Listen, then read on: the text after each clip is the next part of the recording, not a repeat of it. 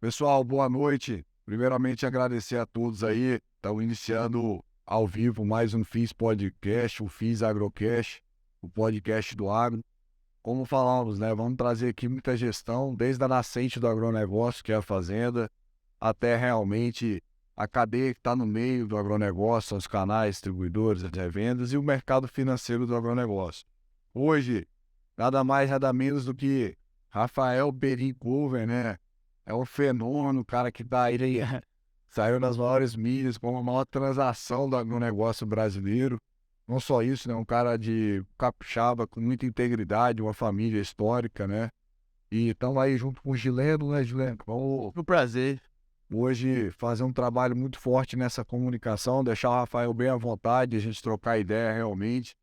E sem dúvida, nosso intuito é levar a educação para o campo. A gente acredita que a educação evolui, a educação transforma.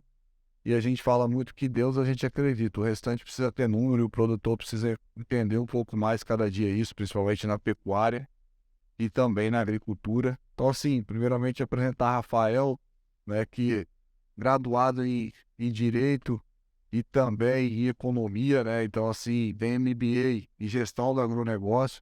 Além de todos os números, todos os recordes aí que ele trouxe para dentro da Casa do Adubo, uma empresa familiar, né, de origem dos seus avós, o Estevam, seu pai Nicolau, e Rafael veio aí, chegou na empresa, transformou a empresa e fez uma grande transação. Rafael, boa noite. Primeiro agradecer a você, a sua presença aqui. É muito orgulho para a gente um dia assim realmente memorável para levar o agronegócio, para levar isso para fora. O Roberto falou que está lá assistindo na Europa, né? E a gente realmente levar o conhecimento e trazer uma pessoa como você, fica à vontade e dizer assim, quem é o Rafael, né? O que carrega aí nessa bagagem, nessa história? Rafael é casado, pai de família, então fala um pouco de você aí, a gente poder Legal. apresentar Rafael para todo mundo. Boa noite a todo mundo. Obrigado pelo convite. O Felipe me apresentou aí melhor do que acho que minha mãe me apresentaria, né? Então, acho que nem ela, nem minha mãe falaria isso de mim, pô. Quando eu precisar de alguém fazer um marketing pessoal, mano, né?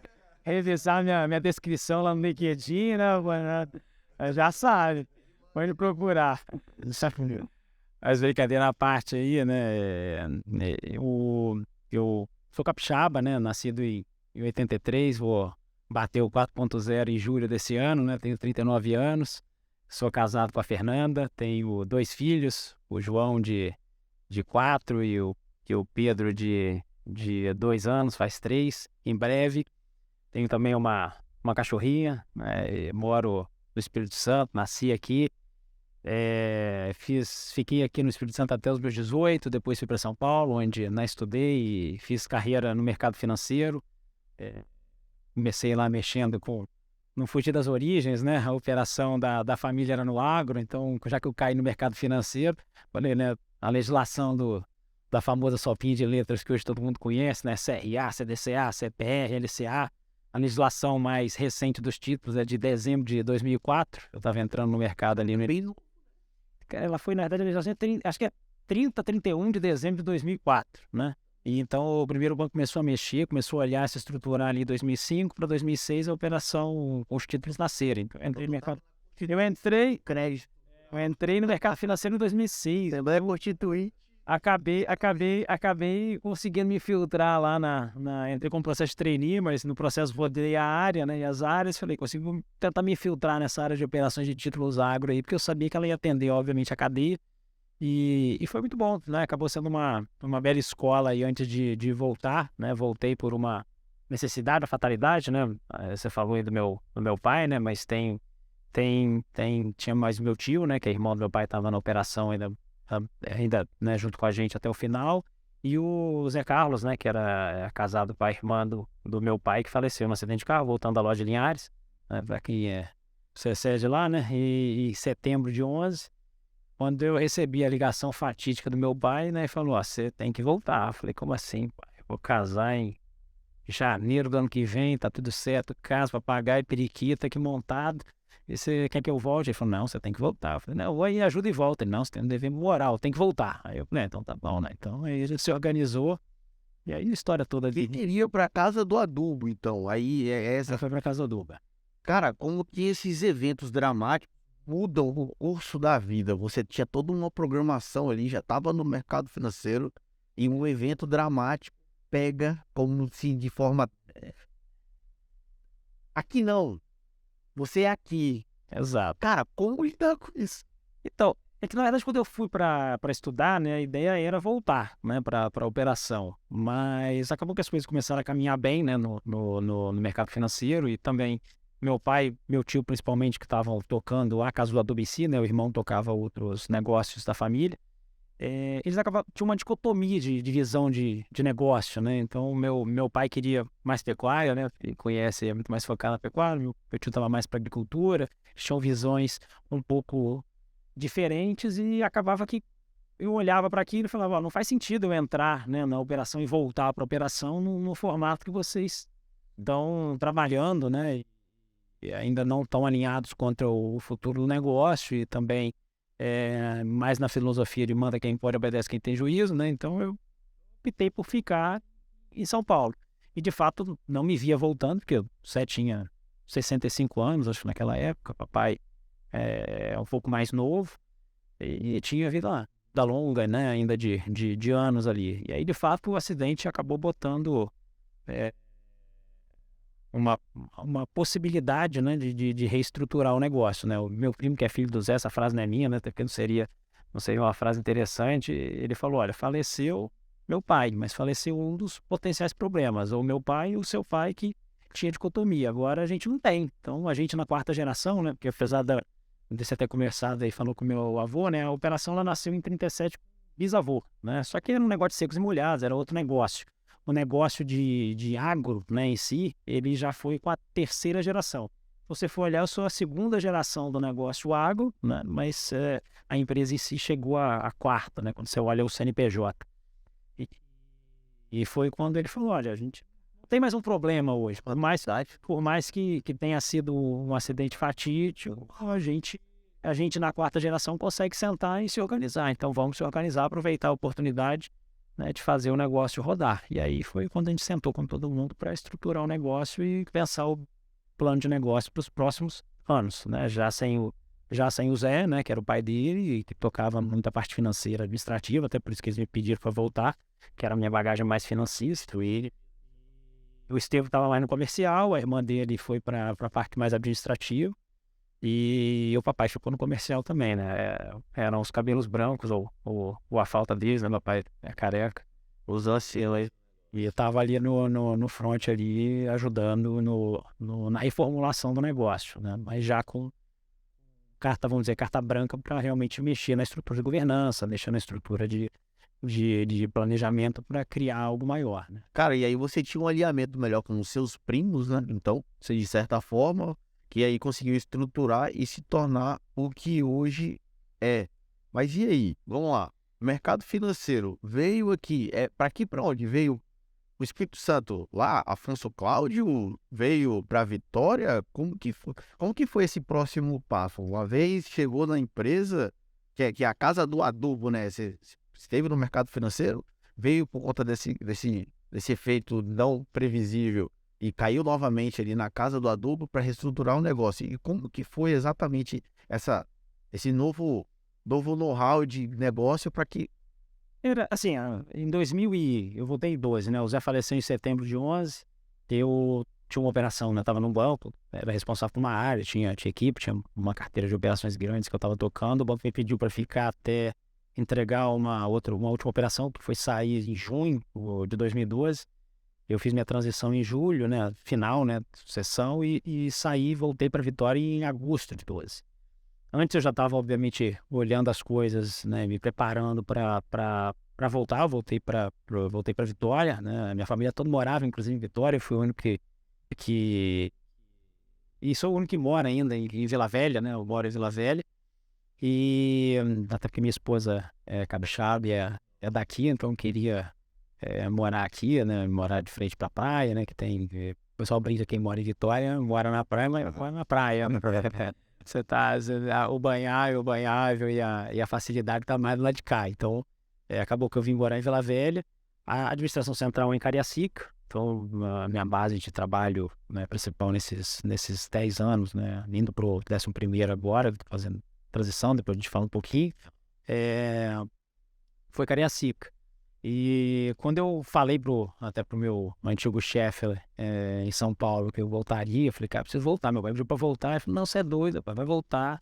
O tamanho da empresa, a empresa não era assim, se olhar em 2011, né, não era uma empresa pequena, né, ainda mais para padrões capixabas. A gente já estava acho que naquela época, em 8 estados. Então, apesar quando você fala da casa dentro do meio de cidade, né, ela não comunica bem, né, com a cidade. Ela comunica muito bem com o campo, né? Então, o interior é muito conhecido pelos vendedores de porteira em porteira, né? Igual o vendedor de natura, de porta em porta. Então, a gente faz isso de porteira em porteira. Mas a gente já estava em 8 estados, já tinha, sei lá, 30 anos, estava no primeiro estado que a gente foi Mato Grosso, né? Fazendo primeira redistribuição. E a operação já estava em Rondônia, já estava no Acre, já estava, né? Isso no mato. O primeiro estado depois do Espírito Santo foi Mato Grosso. É porque a gente pode falar um pouquinho da característica do mercado depois, né? Mas foi Mato Grosso. Então, assim, quando eu voltei para uma operação que na época faturava, sei lá, 150 milhões de reais em 2011. Não era pequeno, a gente está falando de muito tempo atrás, principalmente para o Espírito Santo, mas não era um negócio gigantesco, né? A última operação que eu soltei do mercado financeiro antes de voltar foi o cheque 2.300. Então, eram proporções diferentes, né? Eu estava até acostumado a mexer com números muito maiores e voltar para uma operação relativamente pequena, perto do que eu acabava vendo, né, no dia a dia. Mas, assim, foi necessário, né? O patrimônio da família estava todo envolvido na operação, como toda boa empresa familiar, né? Você tem imóvel, guarda, telefone, papagaio, periquita, tá tudo dentro do CNPJ, né? Então você tem que começar a organizar a casa e separar as coisas, que foi, né, o primeiro passo que a gente já tinha até começado a fazer, um pedaço, mas a gente deu mais uma tracionada e finalizou. Mas foi isso, voltei para Qual era a operação que você trabalhava antes de vir voltar? Então, o último eu estava num banco. Eu até procurei, né? Como eu pretendia voltar, eu nunca procurei os bancos muito grandes, né? A minha esposa até fez carreira em bancos maiores, né? Sempre mais até na parte de gestão de grandes contas, fazendo Vice President Finance, mas em bancos de maior placa. Eu fui para os bancos pequenos e médios, porque eu queria pegar um pouco mais da visão de empresa familiar também, né? Ela fazia parte da estratégia, entender o lado de um banco familiar e da governança de um banco, porque você não aprende só finanças, né? Você aprende governança. Então, eu passei até no processo de trainee de outros bancos, foi um Bradesco, que é muito grande, mas optei na época, no meu primeiro emprego lá, que foi o Votorantim, que era um banco ainda pequeno, né? Em crescimento e muito nichado, né? Focado ali em maiores empresas. Depois ele foi descendo, tinha uma carteira agro muito forte e foi onde eu comecei a minha carreira. Depois eu findei num banco menorzinho, que foi o último, que foi o Fator, né? Que era um banco de dono mesmo, né? Que fazia muita operação cruzando ali as áreas de cross-selling com corretora, com asset, com private, né? Com banco de investimento para M&A, título de valor imobiliário, né? Falando sem falar sigla, né? Por que Olhando lá. mercado financeiro, cara? Então, Assim, você nasceu aonde? Aqui mesmo? eu nasci em Vitória. Tá, e aí? Assim, claro que a gente já caminhou um pouquinho, mas não tem... Porque você tinha isso na família? Não, quando eu fui para São Paulo, eu tinha passado a economia no segundo ano aqui, aí sua família até fala, entra, né? Entra, passou, né? Já vai ficar um ano adiantado, né? Mas eu queria ir para São Paulo, queria sair daqui, né? Até Oxigenar o roupa, né? eu ouvi uma frase esses dias no palestrante lá que ele falou, né? Pra você ver a ilha, às vezes você tem que sair da ilha, né? Então, Vitória é uma ilha, né? Então, a frase é boa, né? Para você ver, de fato, Vitória, fazia sentido sair de Vitória, né? Eu queria entender um pouco do que era o mundo lá fora, ter uma experiência diferente, de fato voltar com uma bagagem diferente para poder olhar para o negócio de forma diferente. E quando eu decidi ir, né, não seguir aqui, eu pretendia fazer economia, né, que eu tive contato estudei em Leonardo, e no segundo ano lá tive contato principalmente primeiro e segundo, com matéria de economia na high school, né, com matéria de finanças, aí eu achei aquilo interessante, falei, pô, me identifiquei, né, você é jovem, não sabe o que vai fazer, eu acho que eu vou para economia. E aí, nessa decisão, eu conversei com o papai e falei, papai, eu acho que vou fazer economia, mas se fosse você faria o quê? Ele falou, eu faria direito. É fazer economia e direito. Vou tentar as duas, então vou fazer uma ou outra, se passar, aí vejo o que vou fazer, né? Se eu passar nas duas, depois decido em qual fazer. Aí acabei passando, né, economia na USP, passei na PUC, em direito, meus amigos capixabas foram também, a gente foi morar em República lá, eles foram fazer direito, aí comecei e fui tocando. Aí no final das contas acabei terminando as duas, né? E hoje eu brinco, tudo é gerenciado por contrato, né? Então você tem estudado direito, sempre ajuda em tudo tem por trás um contrato. E tecnologia, né? Hoje em dia, tecnologia, né? Orquestrando a estrutura e usando, né? Obviamente, as pessoas para fazer tudo isso funcionar. Então, Pergunto sempre aos convidados o que foi o estalo para te levar para aquilo que você é hoje, porque a grande dificuldade de um jovem é o que você vai ser quando crescer. Você tinha, e aí você viu que a influência do seu pai por faça direito. Aí você falou, mas eu passei em economia. Será que, assim, faça? Faça, né? O estalo, eu falei, o estalo, faça. O estalo foi assim, até um professor que era da high school, que é o Ralph, né? Ele tá aqui, é americano, mas mora aqui no Espírito Santo ainda. É mesmo. Professor da high school, é meu professor de inglês até hoje, a gente bate papo para manter a prática. Mas, assim, foi fazendo a matéria de economia ali que deu estalo de, poxa, achei que aquilo explicava como que o dinheiro se movimentava no mundo, vamos dizer assim, né? Então, falei, pô, se você entende de como de fato funcionam as finanças, como o dinheiro se movimenta, você vai ter alguma vantagem competitiva de fazer isso para a sua operação, para o seu negócio. E, cara, fui para São Paulo. Aí, estudando economia lá, você entra na faculdade, dependendo da faculdade de economia que você vai ter um viés mais social ou vai ter um viés mais mercado financeiro. A FEA, né, na USP era viés mais mercado financeiro. Então, acabou que eu via os meus amigos entrando nos processos de estágio, de trainee, ganhando bem, né? E aí você fala assim, pô... Dinheiro, né? Aí você fala assim, pô, aqui que eu vou, né? Eu tinha ido com uma faculdade, óbvio, que na USP não pagava, meu pai pagava minhas contas, né? Eu morava em São Paulo e pagava as contas. Falei, porra, para pagar minhas contas eu preciso ter um emprego que me permita viver em São Paulo, né? Porque a gente briga que São Paulo dá, São Paulo tira, né? Te dá network, te dá conhecimento. Mas o salário fica, mas vai comprar uma pizza, R$300. O meu tio que senhor, que é meu primo lá, eu não sei de quem que é a família, eles falavam também, né? Que você enche de colher e tira de balde, né? Em São Paulo também, né? Que você vai pegando de colherzinha, mas na hora que você sai pra gastar, horas, é em balde, né? Também que sai. Então, cara, é bravo, né? Eu falei, pô, mercado financeiro pagava melhor, né? Naquela época, a tecnologia, né? Ainda não era o que é hoje, não né? tinha o chat GPT. Que, na verdade, assim, não tinha nada, né? Que eu tava lendo esses dias o pessoal falando, né? Que há 20 anos atrás, né? O banco o mercado financeiro era um excelente lugar para você trabalhar, né? A tecnologia não era, por quê? Porque não tinha, né? Não tinha o chat GPT, não tinha o WhatsApp, não tinha Google, sei lá, né? Acho que nem Google tinha. Não tinha alfabeto, não tinha sido criado. Então era, vamos dizer assim, a profissão do momento, né? Para você sair da faculdade e ingressar em algo. Então foi isso, eu acabei indo para banco e de fato é uma bela escola, né? De governança, o Banco Central.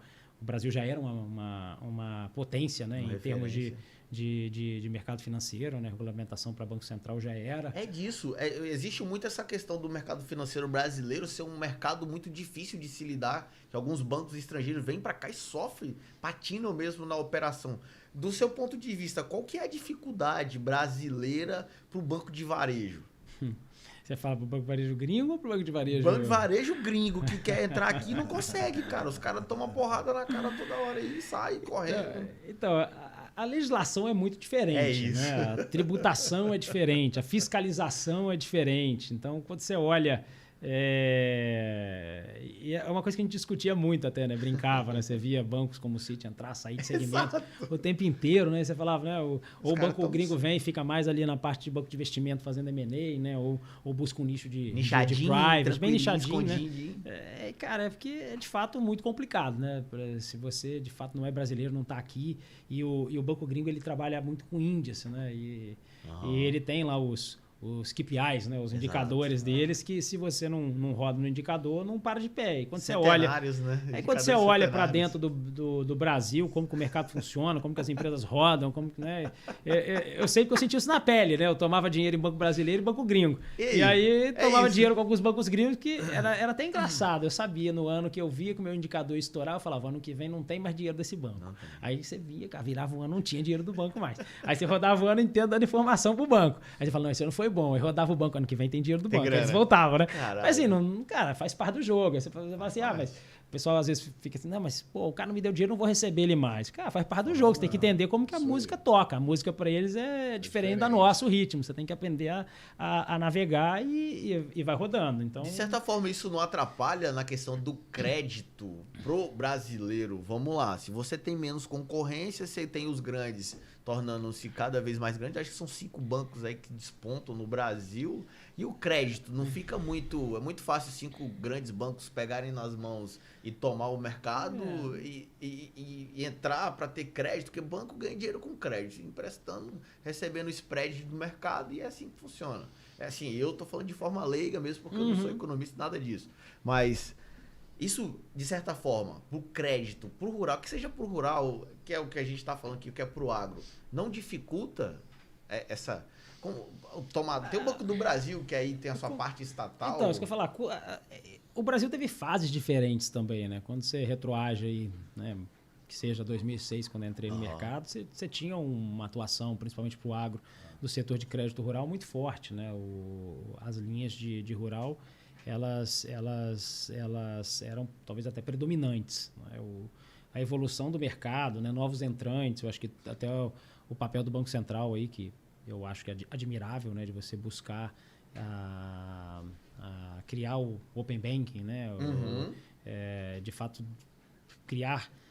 derrubar as barreiras para que outros entrantes, né, sejam no formato de banco, ou seja no formato de fundos de investimento, seja no formato de mercado de capitais, né, para fomentar outras frentes, ou as fintechs, agfintechs, né, e como você quiser trazer para a mesa, elas mudaram muito o mercado, né? Então a dinâmica e tem os milestones, né? Você pegar ali um pouco do que são os momentos, né, que marcam muito isso, né? A própria XP é um marco, né? Eu acho de mudança ali de mindset em relação a investimento, a como você investir seu dinheiro, Nubank em termos de crédito, cartão, né? Como que você capta isso. Então, sim, eu acho que tem vários exemplos, né, interessantes que poderiam ser dados aí, mas aí se adentrar nesse tema aí, eu poderia ficar falando aqui algumas horas. Eu não tenho problema quanto a isso, porque eu também não vou embora hoje, e aí o tempo aqui é ilimitado, porque a gente não tem pauta, quem manda aqui no ao vivo é o convidado mesmo. E é um assunto muito bom, por isso que eu sempre volto no mercado financeiro, porque eu assim, eu tô apaixonado por mercado financeiro, e como é um mercado que ele é muito sensível às mudanças, e aí ele responde muito rápido. Tanto na parte de medo, quanto na parte de bonança mesmo. E aí, qual que é a importância de entender de um mercado financeiro para ajudar o agro, redear uma operação? Claro que eu estou falando para estruturar algo que precisa de um profissional. E aí, assim, eu acredito que tem que buscar o profissional mesmo. Como que os bancos fazem para... Não sei se os bancos fazem... Do seu ponto de vista, o que o agro tinha que melhorar para tomar um crédito saudável, para entender de um pouco de mercado financeiro, pode melhorar uma operação dele lá no mato, assim mesmo, assim dizendo? Eu acho que uma coisa que eu sempre falo é que se você não tiver informações com credibilidade, né, você nunca vai ter crédito, né? Crédito vem de credibilidade. Exatamente. Então, confiança. Eu já tive do outro lado da mesa, né, já entrei muito em comitê de crédito e a resposta era não, né? Então, uma das coisas que a gente sempre procurou fazer e que eu sempre falo né? Quando alguém me pergunta, eu falo, a informação você guardar para você, ou você ocultar e etc., cara, não vai te ajudar em nada, só vai te atrapalhar. Seu crédito vai ficar mais caro, você vai ter menor limite, você vai ter... Ou não vai ter limite, né? Ou vai ter prazo menor do que o que você precisa. Então, eu acho que está muito atrelado, na verdade, no agro, né? Tem muito... talvez esse receio de você passar a informação. Eu sinto que são centralizadores mesmo. Tem mudado, né? Você tem, obviamente, muitas empresas vão... A governança, né? E isso vem se desenvolvendo. Você tem, obviamente, empresas que não atuam dessa forma. Mas quando você vai indo para as menores, né? Você vai indo mais para os interiores, você vê que a cabeça do empresário ainda é, né, de centralizar e dar o mínimo de informação possível, né? O que o banco pediu? Ele pediu o DRE, você manda o DRE. Mas por que você não manda já o balanço, o fluxo de caixa, a projeção, né, do seu negócio, para poder mostrar que você já tem um plano de negócio, né, que faça o cara... Em vez dele olhar só, né, o que a gente brinca no mercado financeiro, plain vanilla, né, o basicão ali do crédito, você já adentrar num negócio mais estruturado. Então, depende muito da cabeça do empresário, né? Eu acho que com o tempo isso tem mudado, mas é o que o Felipe ainda diz. existe muita barreira de informação, né? É aquilo que você falou, da educação. O podcast é criado exatamente para tentar disruptar na cabeça da pessoa que ele precisa entender um pouco de mercado financeiro, ele precisa ter um pouco mais de olhos abertos. Assim, vou complementar, né? Bora, eu acho que às vezes o empresário ele fica com receio, né, de dar aquela informação. É claro, você tem que saber para quem que você vai dar a sua informação, como você vai dar e etc, né? Mas você está falando, cara, você está dando para um banco. Aí você fala, mas o gerente ele pode rodar e dar para o meu concorrente, ele atende outros setores, e depois ele é contratado como diretor financeiro, gerente financeiro de uma empresa. Ok, né? Mas assim, as informações que você dá acerca de finanças da sua operação para um banco aprovar seu crédito, que seja uma projeção, né, de fluxo de caixa, você vai ter que contar um pouco da sua estratégia. Alguém replicar aquilo, a probabilidade entre o papel e a realidade, cara, tem um lapso... Muitas variáveis, cara, a serem pensadas, analisadas. Mas a cabeça do empresário, muitas vezes, ali tá minha estratégia, se eu der isso aqui, o cara vai entender minha margem, aí ele vai ver que minha margem é maior, ele vai me cobrar maior spread, é o inverso, né? O cara vai te cobrar mais caro se o seu negócio for ruim, né? Ele tiver mais receio, porque ele vai te dar um rate, um risco maior do que o que você, de fato, às vezes tem. Então, eu acho que é difícil mudar isso, né? Você está na ponta aí agora, né, Felipe? Tentando levar... E isso você sabe que tem muito receio, às vezes, do cara abrir isso para o consultor, né? Que está ali na ponta tentando ajudar. Como você vai ajudar? Como você vai ajudar se ele não te der a informação? Aí você fala, como que o crédito, que o cara está lá na Faria Lima, né, em São Paulo, olhando um pedaço de papel, né, que muitas vezes a gente brincava também que era papel de pão, porque, né, o balanço não que significa muita coisa, ser auditado, etc., mas está realmente num balanço simples e você não quer dar informação, você não quer, né, contar um pouco da história, da sua estratégia, contar um pouco do negócio que te ajude o analista do outro lado a defender você dentro do crédito. Tem que entender o seguinte, quem vai entrar lá no comitê para defender a sua operação é o analista de crédito. Então, se ele não tiver comprado, ele não vai. Primeiro que ele já vai negar no comitê básico dele ali, né? Mas se o comercial insistir muito, ele até vai ter que levar. Mas não vai chegar lá e vai escutar, não. Ele vai votar contra, né? Então, é muito difícil você conseguir, às vezes, caminhar com algo se de fato não tiver credibilidade naquilo e transparência do que você está mostrando. Então, no agro, acho que o grande problema talvez seja esse. Hoje, assim, na sua visão clara, realmente, do jogo da nascente, né, da fazenda, porque, querendo ou não, assim, eu vejo muito hoje... A gente tem um único benchmark no Brasil que chama Integra, por exemplo, de fazenda, que a gente tem avaliação na agricultura, soja e milho, basicamente, e aqui na pecuária, né? E a gente vê hoje dentro da porteira a não gestão, né, e a insuficiência de geração de caixa em vários cenários dentro da fazenda. E como isso, na sua visão, assim, estruturado a um cenário financeiro de crédito, vamos dizer, do hoje para o amanhã, né? Vamos pensar que crédito é uma célula viva, né? E a gente vê as alternâncias, igual você falou, quem falava em tecnologia há 5 anos? É a mesma coisa de um crédito verde sustentável, um caminho de governança, né? As novas leis, vem a tecnologia, vem LGPD, então vem coisas para a gente se adaptar em um mercado mais digitalizado que também vai impactar a fazenda. A gente fala, o básico bem feito nunca vai mudar dentro da porteira, né? Então é produção por hectare, a gente precisa verticalizar cada dia mais nesse cenário. Mas na sua visão, Rafael, como que você acredita que é um comportamento ou um cenário que o produtor deve buscar para estar vinculado a um cenário futuro de crédito, para não andarmos em caminhos distintos. Fala, pô, eu converso com o Rafael, eu tenho uma filosofia, um cenário para o crédito do futuro do agro. Mas eu vou olhar para o produtor, ele que é o tomador desse crédito lá na ponta, ele está para outro caminho, assim. Na sua visão, como que a gente conecta esses caminhos, pensando da fazenda ao mercado que você enxerga para os próximos anos aí? Então, a nossa operação, né, a operação da Casa do Adubo em si, ela sempre foi uma operação muito focada em multiculturas, né, mais o produtor médio, médio grande, mas também pegamos os produtores pequenos, principalmente quando você pega algumas regiões que trabalham muito com HF, né, ou micropropriedades com café, mas também vamos para grandes. Então, quando você olha tamanho de produtor, cultura, né, e até às vezes região, muda muito, né, a cabeça de como ele olha a tecnologia, como ele olha o investimento, né, na propriedade e até no próprio conhecimento dele para tocar aquele negócio. Então a resposta não é uma resposta tão linear, tá? A gente teria que separar aqui os squads, né? Vamos dizer que são as células ali de como você enquadra, não é tão óbvio, né? cada perfil.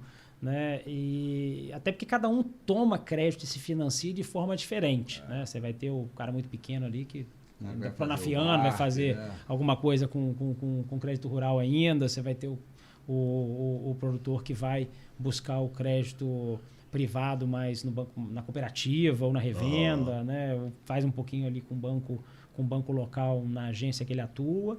E você vai chegar num cara que é grande o suficiente, ele pode fazer uma operação de mercado de capitais sozinho, né? Dentro do volume que ele opera com facilidade. Então, assim, não é trivial. Acho que o que isso não chegou ainda de forma uniforme no campo de fato, a informação. É isso. Né, acho que ninguém conseguiu pegar e montar essas squads de perfil de cultura, perfil de tamanho, perfil de... Tem uma assertividade muito real e saber o que ofertar, né? A oferta ela é meio que... Aqui eu tenho um leque, né? O que você quer operar, né? Só que, cara, aquilo que... A comunicação é diferente, não tem como você entrar com um produtor...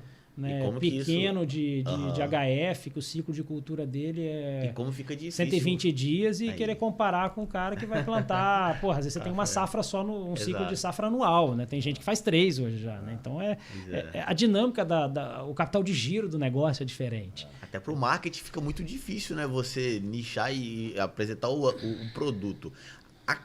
O business da Casa do Adubo é varejo, indústria, é misto? Qual que é o business? Ele é um business de B2C, né, que é atendimento ao consumidor, produtor rural, e dentro da operação tem uma outra empresa, né, que chama Casal, Agrodistribuidor Casal, que ela é uma operação que faz B2B. Ela atende as revendas médias e pequenas, né, fazendo a ponte entre o que a indústria de pesquisa e desenvolvimento não consegue atender direto, né, aí você via redistribuição atende. Mas ela não tem verticalização em termos de indústria, não. Com a venda da operação para a Nutri, né, que a gente fez, aí a gente realmente entrou numa plataforma muito estruturada, né, uma empresa que está em 7 países, é um monstro, né, listada na Bolsa do Canadá e nos Estados Unidos, está sentada no Canadá e talvez outras regiões aí, em minas de matéria-prima de fertilizante absurdas, então realmente... Que detém aquilo detém formulações, né? Comprou uma empresa que detém formulações de químicos, né? De foliares. Aí já é outro bichinho. Outro agora. Patamar. De certa forma, vamos lá, chegou na coisa. Foi feita a venda da Casa do Adubo. Como que foi feito? Eu me perguntando muito isso, Rafael. Como que foi esse namoro, assim? Pronto, como que aconteceu? Como que é esse cenário? Cara, eu tô aqui, eu vou, eu não vou. Quem entrou? Quem deu o primeiro buquê de flores? Quantas noites ficou sem dormir lá, pensando, caramba, eu vou pra onde, faço? Porque uma operação desse tamanho... pensando assim eu também fiquei assim. E aí eu encontrei com seu pai um dia antes de vocês anunciarem. Aí eu falei, só que eu já tava, né, ouvi os... Onde tem fumaça, tem fogo, já tinha fumaça. Já tinha fumaça. falei, e aí, foi mesmo? Foi por quanto? Aí ele, tá falando demais, hein? Mas como que É foi? por questão de curiosidade mesmo. como Não, que é? aquilo que você puder falar, Sim, Brasil, sim, que sim. não puder falar. Não, Mas assim, assim, como que como é que isso? estar à frente desse Vamos lá, jogo? eu vou fazer a que é? retrospectiva. Vamos. Eu falo bastante. Não se preocupe com o tempo. Aqui o tempo é nosso. Então, na verdade, assim, quando eu entrei no mercado financeiro em 2006, já tinha burburinho de que o mercado de distribuição agro ia passar por uma transformação. A transformação atrasou, mas depois que ela começou também ela acelerou. Isso está muito atrelado, aí depois eu vou explicar quando for contar um pouco da retrospectiva na linha do tempo aí, com momentos do agro, né, e da economia agro para você ter momentos de maior aceleração ou atrasar, né, o movimento. As primeiras transações que saíram, né, vamos dizer assim, elas saíram depois de um ciclo de agro ruim. Então você teve algumas grandes empresas, sem citar nomes, que estavam com dificuldade financeira, né? Os indicadores não estavam tão bons por uma quebra de climática ou de preço de soja, né? Posição de hedge, né? Uma exposição talvez não muito bem. Às vezes não perfeita, né? de hedge. E aí aquilo deixou algumas empresas em situações complicadas. Então, as primeiras transações que foram saindo ali, elas foram corrigindo um pouco esse cenário que foi um desvio de rota por um ciclo de baixa do agro, né? Sem fazer até nenhum juízo de valor aqui, porque eu não estava do outro lado para entender a história, né? Real, né? Se eu contar ela aqui, eu vou contar. Se você perguntar para quem está do outro lado, vai contar de outro jeito. Sempre. Então não faz muito sentido a gente adentrar. Mas foi ali que começou. E como começou com um crédito, vamos dizer, mais estressado, aquilo também deixou, acho que o cenário que deveria ter começado em 2006 ali para frente com mais velocidade, ele também começou mais com o pé atrás, porque você compra um pouco mais de crédito estressado por um momento do agro ruim, então você começa a entender, organizar a casa para depois fazer outros movimentos. E, em bem verdade, né, a dinâmica desse mercado, a gente vê o mercado quando você tem, de fato, a movimentação para fomentar grandes operações ou fomentar o mercado de M&A, de fato, quando você começa a entrar fundos de private equity, né, fundos de investimento ali que compram capital. Né? Então, surgiram, né, alguns fundos que começaram a pegar a tese, né, da redistribuição e da distribuição do agro no Brasil, olhando para o mercado australiano, americano, né, e outras partes do mundo, que tinha já superado a barreira, né, que a gente ainda tinha no Brasil da dependência do distribuidor para a indústria. Então, assim, a indústria ditava muita regra. Você até perguntou, né? Por que você foi para o Mato Grosso antes de ir para o Rio, para a Bahia? Né? Na verdade, é porque justamente a gente, por ser um elo meio, você depende da autorização, né, do elo primário da indústria para onde você vai. Então, ele te oferecia uma oportunidade. Se ele te ofereceu no Mato Grosso, você pega ou não pega, ou outro vai pegar. Então, a dinâmica do mercado, até da expansão das revendas nessa época, ou até essa época, um pouco mais para frente, ela estava muito ligada à autorização da indústria. Só que quando você tem uma entrada de private equity, né, ou de fundos de investimento que compram participações em empresas num segmento, muda o jogo. Né? Porque aí, na verdade, ele injeta capital dentro de uma operação que ela não tem como não expandir. Ela não tem como não crescer. Então não adianta você falar assim, olha, você senta com o fornecedor que você tem lá de parceria e você fala, olha, eu estou querendo fazer esse movimento. Se você fala isso quando você está sozinho e está fazendo com o seu capital, vai virar e falar, não vai, ali não tem como. Vai. Quando você está com o private equity do outro lado, né, o fundo de investimento, o dinheiro entrou, cara, eu tenho esse business plan, eu tenho que fazer. Bora. Com você ou sem você. Bora. Eu vou fazer, Tamo junto né? ou não, eu vou fazer. Eu estou te dizendo que eu vou fazer. Né? E o que o fundo, obviamente, quando você faz uma captação de private equity, ele te ajuda você, num país como o Brasil, que você tem mudanças políticas, né? Mudanças econômicas influenciadas pelo mundo, câmbio, etc. Uma instabilidade de liquidez, de custo, né? Que para com o crédito muito complexo. Então, quando você capta o dinheiro do fundo de private equity, o que você faz? Você olha para o business plan e não olha mais para o lado, né? Porque quando você está olhando para o lado, você tem que rodar o Pires e o Prato lá na Faria Lima todo ano para renovar, passar o chapéu, para renovar suas linhas de crédito, pegar a CAPEX, etc. É muito complexo. Quando você pega o dinheiro do private equity, você faz. Então, em suma, né, a partir de 2012, né, começaram, eu estou falando 2006, né, algumas transações aconteceram de 6 a 12, e mais para 12 ali para frente você começou a ter, de fato, os fundos olhando as teses, e 2 principais fundos, né, montaram teses aí, né, que são os fundos conhecidos, né, isso é público, né, que é o Pátria, que virou a Lavoro, e o Aqua, que virou a AgroGalaxy, né? Então, esses fundos adentraram comprando operações. A gente mesmo bateram na nossa porta, eu acho que já em 2012 eu tinha chegado, estava fazendo a minha transição ali, né, de São Paulo para cá, já bateram na nossa porta. Eu falei, olha, a gente não vamos escutar, mas a gente não está pronto ainda, só comprava um controle, a operação era pequena, né, o preço não fazia assim, muito sentido. Quando eu voltei, eu não falei isso para minha família, mas eu falei, esse mercado vai mexer, vou preparar a empresa, porque se mexer de fato, eu tenho que estar pronto para vender, né? Você não vende um negócio a hora que necessariamente você quer. Você vai vender a hora que tem alguém querendo comprar. Que então o dinheiro está aproveitar ali, o time, né?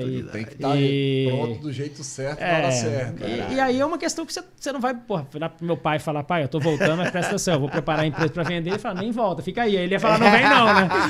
Mas, aquela filosofia centralizadora, é minha empresa, é minha paixão, não né? vem não. Então você fala, pai, vamos fazer governança, é importante pro crédito, senão você não consegue crescer a operação, tal, mas no mercado financeiro, a gente, né, como já havia movimentação, eu falei, cara, vamos preparar para estar pronto, né? Então, como falei, 12, 13 ali já bateram na nossa porta e continuaram batendo. E aí, acho que em 13 a gente já peguei o business plan, né? Fui lá para Faria Lima, liguei pro meu chefe antigo, falei, me indica aí 2 boutiques aí que eu quero levar a tese do agro para as boutiques para os caras ajudarem. Eu levei, bati numa boutique lá, os caras já tinham visto o material quando eu cheguei. E aí pegaram a tese. Até depois eles viraram... Foi a boutique que mais fez tese de M&A no setor, né? Mas começou com esse livrinho. Né? Eu brinco que o André, que foi o cara que me assessorou, né, na operação na IGC, né? O Dimitri foi o que o meu chefe lá atrás, que é o sócio principal lá, indicou. Que fez o network. Eu fico brincando com eles. Eu falo, né? Pô, levei a tese depois, né? Vingou, né? Mas, assim, os fundos estavam olhando, óbvio, mas eles realmente pegaram a tese e ajudaram a alavancar o mercado, a preparar as empresas, né? Para também fazer várias transações, né? Em termos de setor. Então, assim, a gente preparou a empresa para isso, então dando um lapso temporal, quando você pega ali de 12 para frente, aí você começou a ter velocidade, né, para ter várias transações. Aconteceu, sei lá, 30, 50, eu nem sei, né? Tem alguns gráficos aí que consolidam isso. Tem um legal acho que é do Zampieri, é uma consultoria agro que ele faz que consolida todos, que é bem interessante. Tem todas as logos lá, né? É até difícil ficar atualizado, porque sempre sai uma nova, né? Mas agora deu uma esfriada, até porque o mercado, falando de ciclo, né? Como eu falei para vocês... mercado de juro alto. O ciclo inverteu agora, né? Juro secou alto. A liquidez. Evento americana, né? Legal.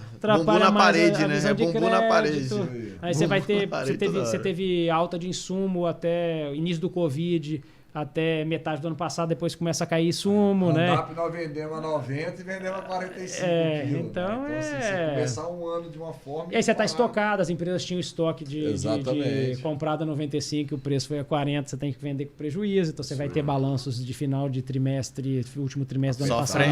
Chorando. Aí o analista de crédito vai olhar, já começa a puxar um pouco mais o crédito. Exatamente. E também os juros mais altos. Aí aumenta o spread, aí você começa a consumir mais caixa, né? Que você faz investimento para abrir loja, para outras coisas. Então, o sofrimento começa a chegar. A economia é isso aí, ela te ajuda a enxergar. Você fala assim, por que a economia, cara, né? É isso, ela te ajuda a enxergar. Quando você estuda macro, né? Você está olhando fora. Quando você estuda micro, você está olhando justamente, né, a análise ali. Aí tem contabilidade, obviamente, dentro da operação. Você está olhando, entendendo como que as coisas que acontecem não só dentro da sua caixinha, né, que é a sua operação ali, elas vão influenciar a sua operação. Então, você, obviamente, olhar para isso e antecipar os cenários, né, ou criar cenários para entender que mesmo um cenário de estresse, você vai estar pronto para passar pelo estresse sem ficar no caminho. Né? Cara, consegue perceber como que o mercado financeiro, a experiência no banco, em saber dos negócios que aconteciam, de como eram feitas as transações e grandes transações, fez com que ele preparasse a casa do adubo, mesmo que lá o CEO, o pai, o cara, o patriarca, conhecia muito bem, não falei isso para minha família, mas eu já tinha esse conhecimento do mercado financeiro que estava acontecendo um movimento no submundo da coisa, atrás dos bastidores, um movimento grande. alguns países estão na frente, Austrália, Estados Unidos, os caras Queriam estão replicar olhando, isso aqui. vão replicar, os caras estão olhando pra gente, eu vou me preparar. Olha o quanto Eu isso lembro é, que eu inteligente eu falei de ser isso feito, quando saiu porra. a notícia, eu falei, cara, Porra, o do Rafael caralho. pegou na Foi hora plantada certa, a do planta jeito lá, a certo. semente foi plantada aí, porra. Legal. A operação folhear e crescer essa árvore gigante que foi E agora. o mercado financeiro, ele vai te ensinando coisas. Muita como eu falei, sensibilidade, No crédito, né? eu acho que a questão de informação. O pessoal, os analistas de crédito brincavam que a gente na casa do adubo tinha mais informação do que a Petrobras, né? Porque era muito indicador, muito tudo. A gente sempre se preparou para, de fato, dar transparência. Porque como eu queria e precisava do crédito para é uma operação intensiva em capital de giro. A gente tem margens baixas, né, setor meio, distribuição. Então você precisa ter, de fato, escala para diluir custo. Então a gente precisa fazer o negócio crescer. E para você crescer, né, quando você está investindo, você já tem uma margem curta, ela fica mais curta ainda. Seu negócio está queimando caixa, ele não está gerando, né, ainda suficiente para pagar a conta. Então a gente realmente sempre foi muito dependente de banco. Então dar essa transparência era muito importante, mas sempre de olho ali na projeção. Né? Como eu falei, cenário de estresse, você sempre tem que simular. Né? Uma outra coisa que o mercado financeiro ensinou, né, que a empresa não quebra por prejuízo, ela quebra por falta de fluxo de caixa. Então o que você não pode deixar de ter é caixa, né? E alternativa ali para fazer seu negócio rodar. Se o banco descobre que você só tem aquela fonte de financiamento, e ela começa a secar num momento difícil, é onde você vai se apertar, seu caixa vai apertar. É o que a gente fala, né? O poderoso chefão é o caixa, né, Rafael? Então você tem que ter várias cestas, né, e formas de captação diferentes e frentes ali de gestão do seu capital de giro para te ajudar a passar pelos momentos mais difíceis. Mas assim, aí vocês perguntaram, né? Eu acabei rodando tanto, mas não respondi a pergunta da onde que veio, né? Talvez a captação e como que surgiu, né? Primeiro, na verdade, como eu falei, a gente preparou a operação em termos de governança, em termos de estrutura para poder acessar o Private Equity, porque, como eu falei, a gente levou a tese lá da nossa operação para a Faria Lima, mas a gente precisava achar um sócio que olhasse para aquela tese, acreditasse na história da operação e comprasse um PowerPoint, né? Um business plan que estava ali desenhado em termos do que a gente pretendia fazer com o negócio. E, cara, o setor de margem baixa, né, conhecido, que tinha passado por uma história não muito distante de quebras, né, no segmento. Então, você... Né, convencer alguém a comprar a ideia... A gente tinha uma vantagem, que era a credibilidade pelo tempo de história da empresa. Então, isso ajudou. Né? Tanto que as teses, se você pegar a tese do Pátria e a tese do Arco, elas são teses de controle. Eles não compram operação sem ter o controle da operação. A gente foi a única operação que saiu sem vender o controle. Então eles acreditavam muito. Então, assim, a gente não queria vender o controle, porque a gente acreditava tanto na tese que eu falava assim, eu acreditando na tese que eu quero que você compre o menos possível. Né? Porque eu quero que ela dê certo, lá na frente ela vai valer mais, eu quero participar mais do quinhão. É isso aí. Então, esse era um ponto. Não me aposente agora. Mas o cara ele não quer comprar o controle necessariamente porque ele quer ganhar mais lá na frente. Ele quer ter o controle para ele ter o domínio de que ele consegue fazer a segurança que ele precisa, porque falta, né, governança e faltava, né, segurança para o cara não comprar o controle. Então a gente realmente conseguiu fazer uma operação no final que foi não a venda do controle, na primeira captação que o dinheiro entrou em julho de 2018. Dei um pouco de sorte, né? Acho que a diligência junto com a história da família, algumas pessoas em comuns com pessoas morando em São Paulo. Tinha um network muito bom pessoas nessa em comuns questão. que as pessoas estavam no fundo, conseguiam fazer um pouco mais de diligência ali. Acho que ajudou também, né? Junto com a credibilidade da família com o tempo de operação e de mercado, né? Que pode ser checada junto aos fornecedores, etc. E a gente conseguiu captar esse dinheiro em julho de 2018 e aí botar gasolina na operação. Que aí foi no jato. Parei de ter que rodar o Pires na Faria Lima o tempo inteiro, peguei a grana, agora vou implementar o business plan, né, com tranquilidade. Né? E aí a gente realmente pegou ali um 19 que foi meio de lado, mas quando veio o Covid em 20, o Covid foi muito bom para o agro. Primeiro ele deu susto, né? Ninguém sabia o que ia acontecer. Então a gente mesmo tinha vendido uma parte menor, mas tinha uma opção de puxar um pouco mais. Com medo a gente foi lá e puxou um pouco mais. Não vendemos o controle não, mas puxamos um pouco mais de dinheiro para o caixa Para quê? Para mostrar para o banco e para o analista de crédito que, olha, eu tenho dinheiro, tenho caixa. Mesmo no Covid aqui, ó, eu não preciso do seu dinheiro. Né? Porque, na verdade, assim, quando você precisa do dinheiro é quando eles não querem te dar. Quando você não quer, cara, essa é a verdade. Quanto mais dinheiro você tem no caixa, mais dinheiro o cara quer te dar. Então, é o uma... melhor momento para tomar crédito quando você não precisa. É quando você não precisa. Né? Né? Então, você tem que... Você fala assim, pô, mas eu vou carregar, tem um custo de oportunidade ali, você está pagando o spread acima do CDI versus quando você aplica seu caixa. Exato. Faz parte do jogo. É isso. Né? Então, é um pouco do como você está olhando sua projeção de fluxo de caixa, como que ela vai oscilar, né? Cenários de estresse, onde você sabe que pode ter uma puxada também. Então, prazo no crédito e afim sempre foi algo que a gente olhou. E aí a gente tomou esse dinheiro, implementou o Business Plan, aí como eu falei, né, um pouco de momento. 2021 e 22 até meio do ano ali, até setembro, o mercado ainda foi muito bom para a gente. Então a gente cresceu muito 20, 21 e 22. Você fala assim, era para vender em 22? Não, você pegar a tese do fundo, era para vender 24. E o fundo estava posicionado em 2018. O fundo entrou em julho de 18. Se posicionou. Posicionou como sócio, casou, né? Safo. Antes você tava namorando, aí quando casou, o cara entrou. Eles são foda. Né, virou casamento, o cara entrou no capital, tava pra tudo ou nada, ele tinha que ficar no risco. Vamos crescer. Tava no risco junto. Mas aí, 19 foi meio de lado, mas também deu sorte. Ele acabou pegando um momento de Covid que ajudou muito o agro, então 20, 21 e 22, que ele sai, a gente vendeu a operação dia 30 de setembro de 22, né? Então 1º de outubro a operação já era Nutri. O fundo saiu e a gente saiu junto, né? Então porque esse estratégico, né, que é a Nutri, ele aí só compra 100% da operação. Aí eles detêm a operação da Casa do Adubo, hoje é deles. A gente quando fez a transação com o fundo lá e até para a própria família, conseguiram te aposentar. A gente, na verdade, a gente olhava para aquilo, a família tinha papai, né? Aposentou a família inteira.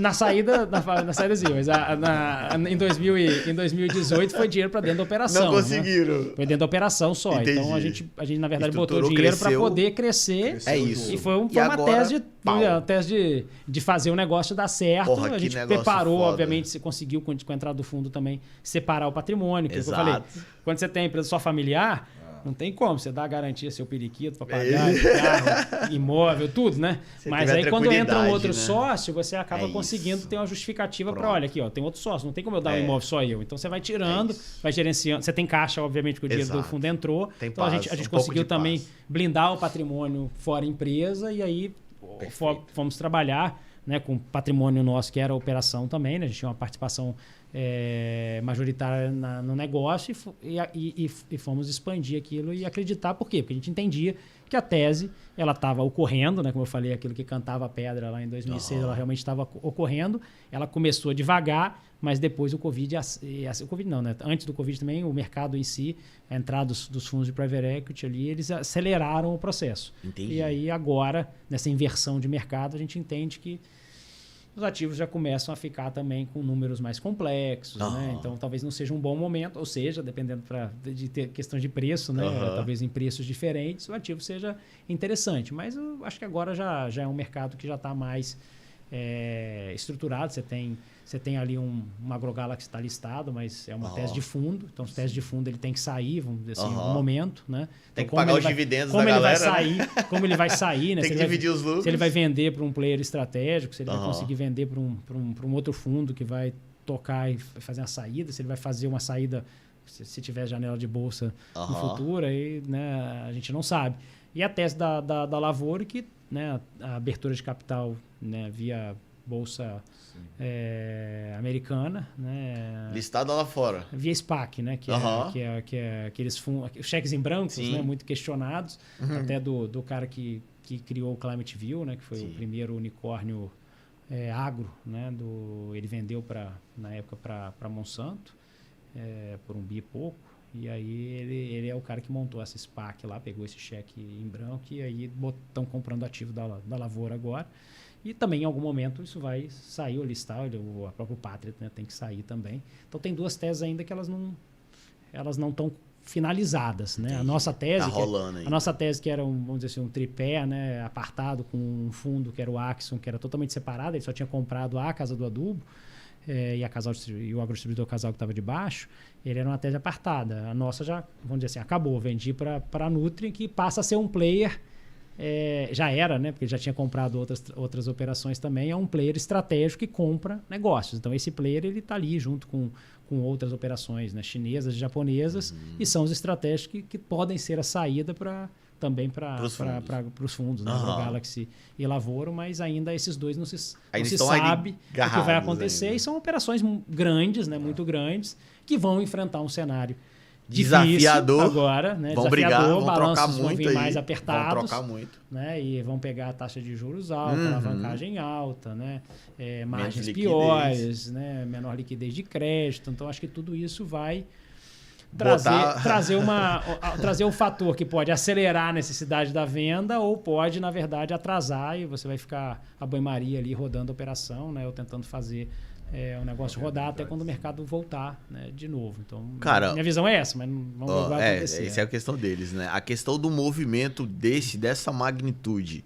Como que o cara... Eu li o livro do Benchimol, Na Raça, ele fala da operação da venda do 49% pro Itaú, da XP, que já saiu também, né? Sim. Então, assim, ele falou que ele foi caminhar naquele dia que ele ia bater o martelo, ele falou que ele deu 8 voltas a mais sem perceber. O cara tava tão submergido na coisa, pilhado, que ele, no Ibirapuera ali, na madrugada, ele deu 8 voltas a mais, ele conta no vídeo. Como que tava a cabeça na hora de fazer essa transação, cara? Assim, na hora do 10, de bater o pênalti. E como a última cara? palavra tava de quem? E aí? Pai? E aí, como que... Perfeito.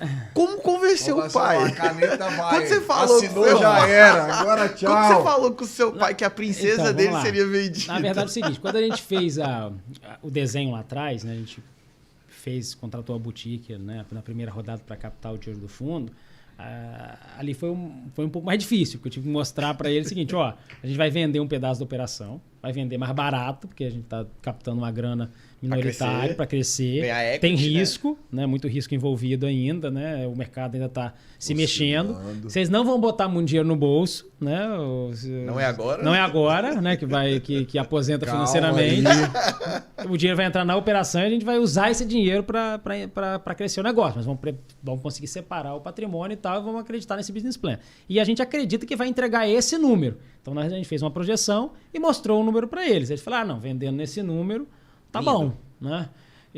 Então, o que aconteceu, que aí eu falo um pouco do que facilitou a minha vida perante a eles, foi que, como o mercado foi muito bom em 2021 e a gente acelerou o processo, a gente, na verdade, também cresceu mais do que a gente tinha projetado para sair em 24, 25. Então, o número de 22, ele foi o número de 24, 25. Adiantou pra caralho. Então, 2, 3 anos. 1 bilhão foi bem antes, né? Então, a gente vendeu a operação pelo dobro da projeção que eu tinha feito. Então, a meta que você tinha feito lá explodiu não, ela. Pensa assim, pai, você vai receber X. Na hora que a gente mostrou 3x. Você vai receber 3 anos antes, 2 anos e meio antes, 2x. Eita, aí ele olhou e falou, porra, onde que eu assino, né? Então, aí foi uma...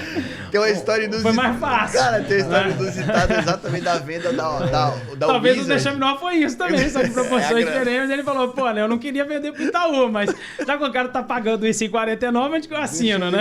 Exato, deixa eu furar um buraco aqui no Ibirapuera, dando mais voltas que eu nem percebo. O Carlos Wizard, ele conta exatamente no dia que o grupo de investidores chegou na casa dele para vender a Wizard. De volta para ele? 2 bi. Não, aí é o WhatsApp. Ah, o WhatsApp. Eu tô falando da Wizard, da Carlos Wizard, que agora estão junto ao WhatsApp. Exato. O Wizard, Carlos Wizard, ele conta que quando os caras chegaram, aí, conversa lá, cheque de 2 bi na mesa. Aí ele falou que, caô, né? Ele falou que levantou, foi na cozinha, tomou água, ligou pra esposa, voltou. Onde que eu assino? Tá vendido. Então, tipo assim, realmente, quando você tem um negócio de sucesso, a forma como você tratou, usando da experiência do mercado financeiro, o network que já tinha construído lá na Faria Lima, e aí você pegou e teve a perspicácia de convencer que acreditou, ampliou-se o network, sabia do movimento gigante que estava sendo, a onda que estava vindo, preparou o seu barquinho, transformou ele em um barco bom, vamos colocar assim, na analogia, a empresa estava pronta para surfar a onda. Quando ela veio, você simplesmente tirou a foto. Eu fiz um pedacinho, né? Eu falo assim, Lógico que não é a engrenagem é muito maior, né? ampla, de forma mais direta. Eu tô contando, óbvio, a minha visão aqui, porque eu tô contando um pouco da minha história, mas a operação, ela já era uma operação sólida, já era uma operação que tinha uma estrutura, né? Que foi eu recebi um transatlântico navegando já, né? Então, mas não pode tirar o mérito. Como que fazer ele não virar um transatlântico? É o que a gente tirar o mérito daquilo que você fez. Porque, não tô tirando meu mérito, tô dividindo ele com todo mundo, né? Porque, então, de certa forma, eu não consigo, do meu ponto de vista, mensurar os outros. Claro, porque cara, eu tô aqui conversando com você, entende? Se eu tivesse com todo mundo, eu conseguiria de forma mais abrangente. Mas a parte operacional da coisa, a gente falou muito da parte estruturada de business plan e de captação com fundo e essas coisas mais técnicas voltadas já para um negócio olhando no futuro, beleza. Você falou que o seu pai ficava mais no operacional. A abertura de lojas, quem ficava nessa parte? Então, Como que foi feito isso? Eu tenho um pouco de sorte, né, também, nesse sentido, porque... É um cara de muita sorte, a operação... Quanto mais eu trabalho, estudo, mais sorte eu tenho. Não, é que a gente sempre foi muito complementar, né? O meu primo, ele toca comercial. Então, a parte de compra, gestão de fornecedores, né? Tirando a parte de fornecedor, que era financeira, que tinha que ir lá defender crédito, defender não garantia, né, e etc., que eu fazia essa parte, mas... Cara, toda essa parte de estrutura gestão de lojas, de loja, expansão, insumos. etc.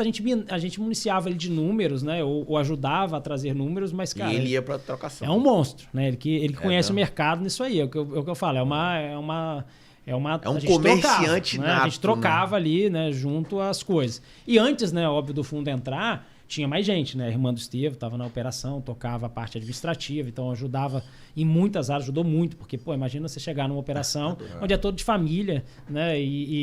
Eu brinco com o organograma da empresa, era a minha árvore genealógica, né? Tava todo mundo lá dentro. Então, você tem que gerenciar também as partes de família.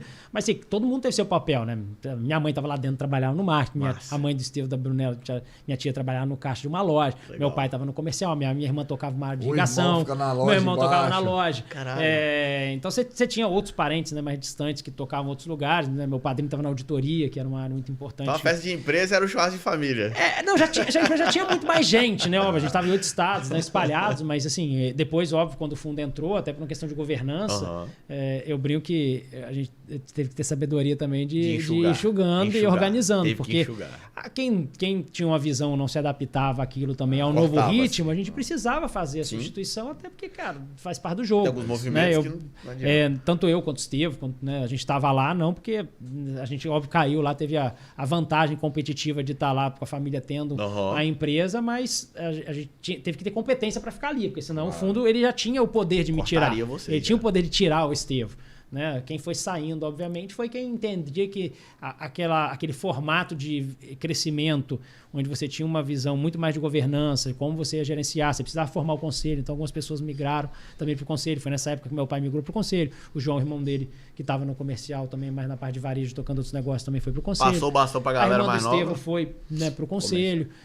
Depois, né, a ex-esposa do João trocou com ele de cadeira, então a gente que também já trabalhou na operação. Então, assim, a gente foi organizando a estrutura também para ter governança e ter pessoas da família olhando a estratégia em cima junto com o fundo, porque você passou a ter um sócio também financista, que você precisava lá como controlador do negócio também discutir também agora, né? e tracionar. E aí sim ficou o Estevam na operação, e a gente também teve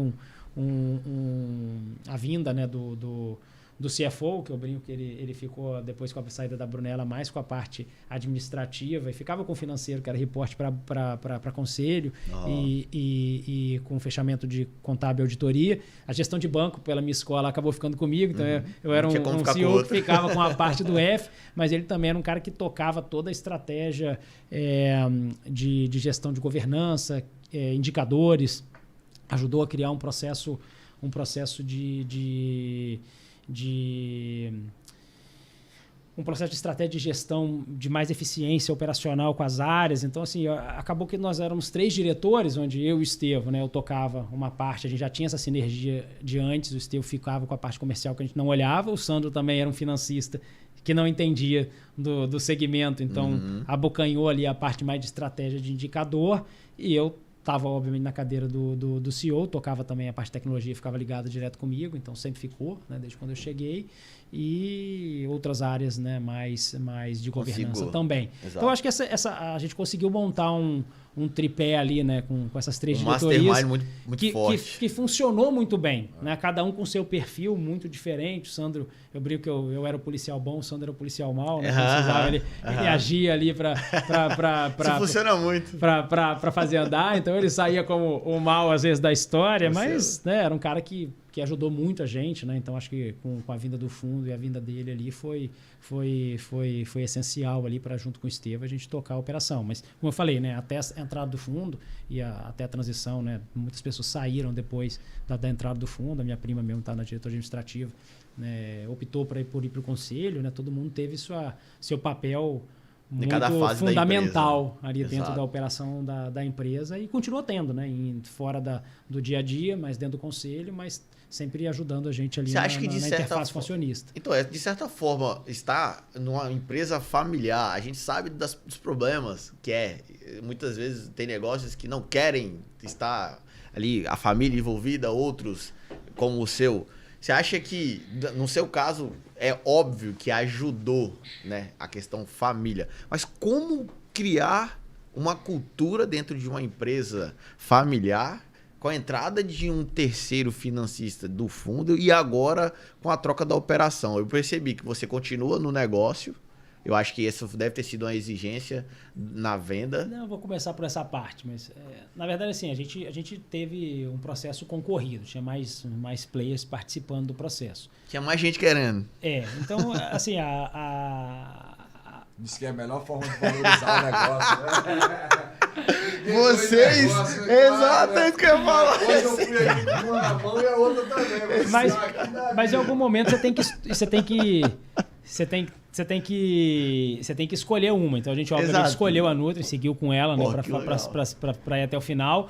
Mas, assim, a Nutri isso para mim foi bom, né? Porque foi a única que me deixou fazer a minha transição, né? O Estevam vai ficar na operação, né? O Sandro acabou saindo, era executivo também, optou por seguir outros caminhos. Ele era carioca, né? Não era capixaba, então a família dele continuava lá, então optou por também fazer um outro caminho. O Estevam fica e eu consegui fazer a negociação para eu sair. Era para eu sair no final do ano. E aí? E aí eles me pediram para ficar estender um pouquinho, por até 6 meses. Eles estão desenhando acho que a estratégia dos próximos passos, e aí olhando um pouco. Tá fazendo a transição, né? Tá na parte de transição. E aí a transição, ainda. 3 meses, vamos dizer, ficou curto. Ficou curto. Então, aí te pediram para segurar um pouquinho mais. E aí, como eu acho que faz parte do jogo, né? Eu tenho um carinho pela operação, pelas pessoas que estão lá, que fizeram a operação da vida, né? Fizeram a jornada junto, então estou tentando ajudar. Então tu vai sair. E também quero que a operação 1 mais 1 vire 5, 6, 7, não 1,5, 2, né? Então faz parte disso. Então a família saiu mesmo, não tem participação. Não tem mais participação. Aliás, a Nutri é listada hoje no Canadá e nos Estados Unidos. Se alguém foi lá comprar ações, né? Se alguém foi lá e comprou um lote, eu não sei, mas... De certa forma, aquela estrutura que findou-se exatamente em setembro de 2022. E muita gente questiona, né? Você vai vender empresa familiar de 85 anos e tal. Eu falo, olha, você tem que entender o seu mercado. Você está num mercado onde você pode ter uma empresa rentável pra caramba, te pagando dividendos, né? E com risco baixo, as coisas rodando... sem muito risco de médio e longo prazo, excelente. Não era o nosso caso, como eu falei. A gente estava num mercado meio desafiador, onde você tem muitos entrantes fortes, né? Inclusive estratégicos, verticalizados, como a própria Nutri que comprou a gente, entrando. Então, você começa a brigar num outro patamar, né, de mercado. Você tem players muito grandes, porque outros, né, estão vendendo a operação e formando estruturas grandes. E cara, fornecedor também entrando com o pé, a própria Syngenta, né, montando loja, né? Você tem a Ihara comprou 2 ali, mas acho que um movimento muito voo de galinha, né? Então você tem várias frentes aí também dos fornecedores que acaba justificando você entender que o seu mercado ele tá passando por uma transformação que é melhor você vender do que você morrer, né, com o ativo na mão ou né, diminuir, etc. Então, cara, com 39 anos, eu fico impressionado com a experiência de tocar uma operação dessa e aí você tem noção do que é, com 39 anos, você ter essa maturidade, a tranquilidade de olhar para um negócio desse, perceber o movimento de mercado, tomar uma decisão que eu tenho certeza que ele sabia que o pai não queria, uma questão familiar envolvendo muitas pessoas ali opinando, que são pessoas que têm influência sobre a vida e ter a maturidade de pegar esse caminhão e ir gerindo, dirigindo ele, e conduzindo para alguma coisa que, pum, tá aqui todo mundo aposentado, com a sua vida garantida para as próximas 10 gerações. E aqui, me deixa descansar um pouco. Porque, cara, eu tô impressionado com essa operação.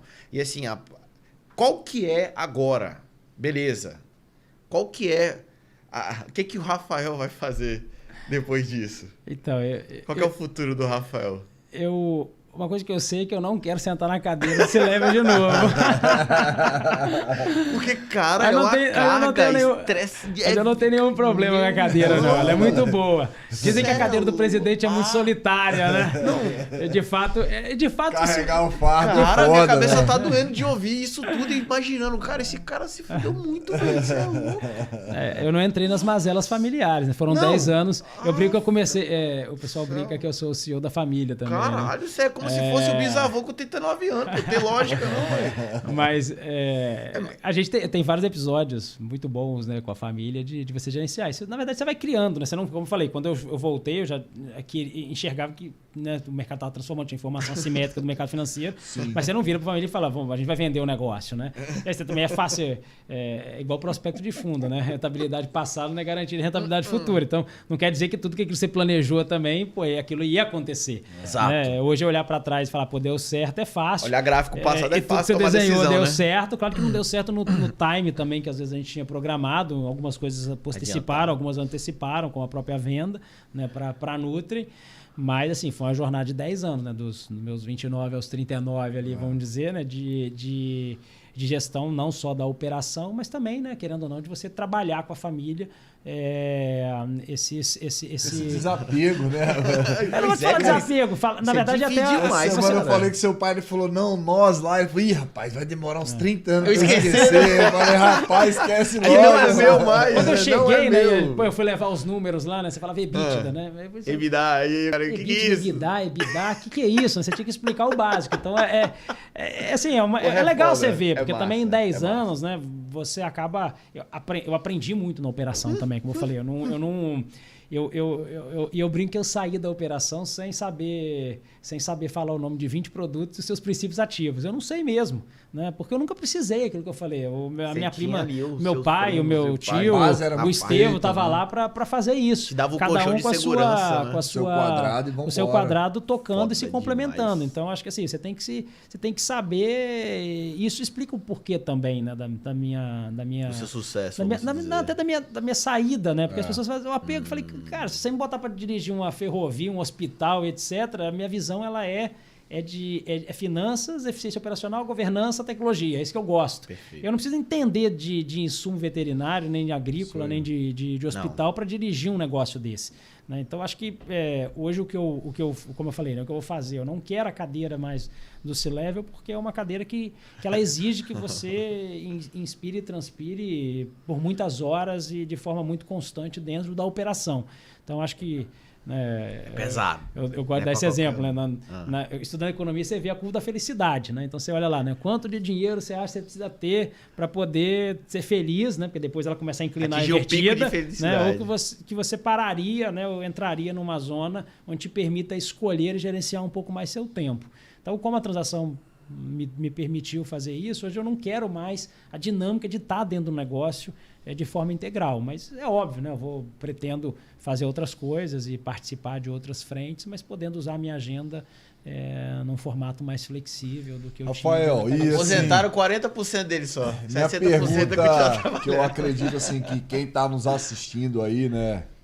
E a gente fica nos perguntando, e eu vejo muita gente jovem hoje no mercado buscando Eu acredito que a tecnologia verticalizou os acessos também, né? A gente vê hoje, pô, você vê um vídeo, dá 1 milhão de visualizações, a gente tem no Instagram 100 e tantas mil contas acessadas. O mercado financeiro, hoje se fala muito mais de mercado, né? A gente tem muito mais conversa. O que a Rafael enxerga assim? O que a Rafael falaria para um jovem que quer sair lá do interior? Lá de Afonso Cláudio. O cara que tá no Mato Grosso, que ele pode chegar lá, sabe? E dentro dessa trajetória, o que foi, na sua visão, o maior equilíbrio para se tornar um cara que fez a história da maior transação do agronegócio brasileiro? Não né? do agro, das revendas, né? Das revendas do agro. Das revendas, né? Do canal. Do setor, né? Do segmento. Mas assim, é o que eu falei, depende do momento da história, né? Você tem que lembrar que há 10 anos atrás, como a gente estava falando, não existia Google, não existia WhatsApp, não existia chat, não existia nada, né? Criptomoedas. Inteligência artificial estava só nos filmes de ficção, né? Então, o mundo tem uma dinâmica totalmente diferente, né? Depois da revolução da internet e o que a gente tem visto aí nos últimos anos. Então, o que eu hoje, né? O que eu tenho falado, o que eu falo para as pessoas que às vezes vêm me perguntar, e até a gente tem uma operação de tecnologia, né, também, né, apartada, depende do que você quer e a jornada que te permita chegar lá. Né? Eu brinco que é o seguinte, se você conseguir se formar em medicina, você não vai passar fome, pelo contrário. Né? Um médico, clínica geral ali, o cara vai tirar uma boa grana por mês. Só que para ele se formar em medicina, tem uma jornada ali que é muito difícil para o cara que está na base. Né? Então, assim, é uma profissão elitista, uma profissão de difícil acesso. O cara tem que ser muito bom para passar no vestibular público e ainda tem que conseguir depois um sponsor para bancar ele, né? Um mentor ali para bancar ele para se formar. Sempre é muito complexo. Nesse caminho, né? Então, assim, o que eu vejo é que a tecnologia ela tem socializado a possibilidade das pessoas buscarem, né, depender só dela. Eu falo isso, cara, porque na nossa empresa de tecnologia lá, cara, tem gestor que era pintor.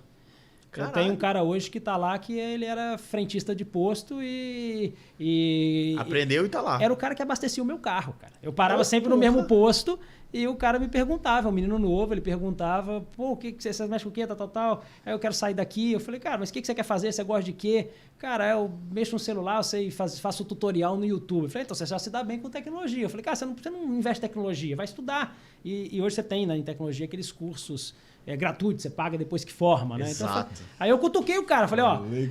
essa semana. Cara, análise de dados, cara, isso é o cu. Aí ele falou, me passa. Eu falei, passei um site pra ele lá, dei meu celular pra ele, mandou um WhatsApp, pediu, mandei. Aí, pô, foi abastecer o carro 3 semanas depois, o cara, já fiz o módulo 1. Módulo 1 de quê, rapaz? Do curso. Do curso. Aí você vê, cara, como que de fato é viável. Você vê, o cara, se ele quiser, né, ele sai. Aí eu falei, cara, você tá fazendo? Fui lá no CEO, que é sócio da operação de tecnologia, falei, bicho, o frentista do posto, eu falei um negócio pro cara, o cara tá estudando, cara, vamos dar uma chance pra esse cara, né? Pronto, pega a jornada nossa aí que você dá pros caras e põe o cara pra estudar. Cara, o cara trabalhava de 5 da tarde às 7 da manhã, dormia até 11 horas, ia pra operação, almoçava lá e começava a estudar, voltava 5. Cara, ele ficou 3 meses fazendo isso e hoje o cara tá lá, já triplicou o salário dele da primeira entrada. Né? Então, assim, é muito verdade como a tecnologia permite isso hoje, né? Então, é um pouco do jogador de futebol, né? Os caras têm o dom ali, só que é uma peneira muito complexa. Eu acho que na tecnologia, essa peneira é menor. Então, acho que esse momento da tecnologia... ela está muito atrelada muito mais ao tempo e à dedicação que você quer dar para você aprender e se desenvolver do que propriamente dito, talvez a bagagem que você tem que ter. E o acesso ali do jovem, né, ao celular, a um computador, né, e uma internet hoje, cara, está em todo lugar. Então ela é muito mais fácil. Então hoje eu acho que assim, se o cara realmente, como eu falei, se você está numa família que pode te bancar e você quer fazer medicina, maravilha, vai fazer medicina. Né? Mas talvez onde a janela hoje tem mais oportunidade, sem sombra de dúvida, está na tecnologia, porque ela está num leque que ela não está correlacionada só à inteligência artificial, ou criptomoeda, ou não sei o que. Ela está relacionada a tudo. Né? Tudo está sendo né? Tem uma disrupção, ela vai fazendo em todos os setores, em uns mais, menos. Né? E exato. Gravamos mais cedo hoje com o Pedro, falando sobre o olho do dono da tecnologia criada da câmera 3D, que pesa o gado no pasto. assim, é inacreditável o que os caras estão fazendo. É a tecnologia exatamente disruptando o negócio e trazendo... É igual essa, você tem, assim, Agtechs e Agfintechs, que a gente pode falar aqui de 50, se quiser, né? Que são segmentos que cada uma tentando achar resolver um problema de uma forma mais simples e mais cara, barato, que abre uma janela de oportunidade para quem está chegando. Então... Que tem que saber lidar com câmera, videomake, posicionamento de câmera, saber lidar ali com... Pilotar um drone, né? Pra fazer todo esse tipo de coisa que... Esse é um outro nicho, né? Mas que também está ligado à tecnologia. Então, você tem várias estimam-se mais de oportunidades. 700 mil vagas de tecnologia de TI no Brasil. Então, assim, a gente teve uma barriga agora, né? Com as demissões em massa por causa das baixas de resultado. Juros altos. Faz parte. Private equity O cara contrata um monte também, depois ele começa a limpar, faz parte do jogo. Né? Tem um momento do cara programar e depois ele tem que começar a entregar resultado. Então o cara de TI deixa de ser também tão necessário numa operação dessa tão grande e vai para outra. Mas, cara, tá tão inflado e tá tão em falta que eu vou te falar que isso... Tão em falta e tão em falta. Tão inflado e tão em falta que isso aí é absorvido facilmente, talvez em outros patamares, né? Vai trazer isso para um patamar mais realístico, mas, cara, com salários que estão divulgados aí o tempo inteiro, que são, para uma pessoa que, como eu falei, né? A gente tem ex-pintor, né? Ex-frentista que estão lá na operação e, cara, são gestores de célula hoje, né? Das famosas squads, né? Se você for olhar, a gente já tem pessoas... Então você tem essa empresa apartada que você diz, é uma empresa deslocada que não tem nada a ver com outra operação. É um negócio, um business novo que você está ali posicionado. Então você já está se posicionando em outros negócios. A gente tem outros negócios menores, mas não é assim, não é o foco em si, né? Hoje não é o foco. Tem participação de outros negócios. Então... Tem muita... O que eu vou fazer? Eu vou terminar minha transição para depois ver o que eu vou fazer. Ainda não sei. Conflitar. Não me pressione, deixa eu quieto, pelo amor de Deus. Deixa eu devagar. Eu não posso. Eu sempre optei por de forma, né, honesta, transparente, não conflitar. Então, como agora eu fazer outra coisa tem um conflito de tempo, né? Óbvio que eu brinco que eu já estou botando mais o nariz do que a mão, né? Porque eu estou passando mais o que eu fazia, né? Um pouco do conhecimento, da bagagem, da operação de tanto tempo lá dentro, para as pessoas que estão ficando, para as pessoas que estão chegando, né? Então, obviamente, eu estou mais orientando do que fazendo, porque o dia que eu falo assim, hoje é o último dia, né? As coisas têm que estar fluindo sem a minha pessoa, né? Então, mas assim que essa jornada acabar aí, de fato já tem algumas coisas engatilhadas. Legal. Galera do chat tá aqui, e aí tem uma pergunta aqui do Vinícius Vieira. Parabéns pela conversa, muito obrigado, Vinícius. O objetivo é esse, levar informação sobre investimento, negócio, agronegócio e empreendedorismo de uma forma descontraída, para que você possa entender histórias como desse cara, do menino do frentista, de que tem para todo mundo. Você tá entendendo? Basta ter aquilo que ele falou, que despertou a cabeça. Né? Querer. Eu lembro quando eu tava na Pfizer, foda assim, isso. Eu tive um cara que me ensinou muito, perfil até parecido com o jeito do Rafael de se expressar, Paco Ortiz, um mexicano. E esses dias mesmo eu tava atrás do e-mail dele que eu queria falar com ele. Ele saiu da Pfizer, ele ficou na Pfizer Estados Unidos e ele falava uma coisa que era o seguinte, que a atitude transforma qualquer resultado, né? Então, assim, realmente é o que o Rafael trouxe, né? Então, assim... Eu acredito que é uma mensagem que deve ficar hoje para todo brasileiro, né? Assim, é capaz de fazer, tem atitude. Olha como o frentista surpreendeu você, né? De uma forma muito de relacionamento, de atitude, de vontade, né? Então, eu acho que cabe de fato o que eu sempre falo, né? Eu tive a oportunidade, né? Meus pais me deram a oportunidade de ter tido uma boa educação e depois eu tive a oportunidade de pegar uma empresa familiar que já existia, né? Então cabe a gente, eu acho que cabe todo mundo que teve oportunidades ajudar, né? Ou tentar dar oportunidades agora, né? Ter um olhar diferente e dar outras oportunidades. Perfeito, então, perfeito.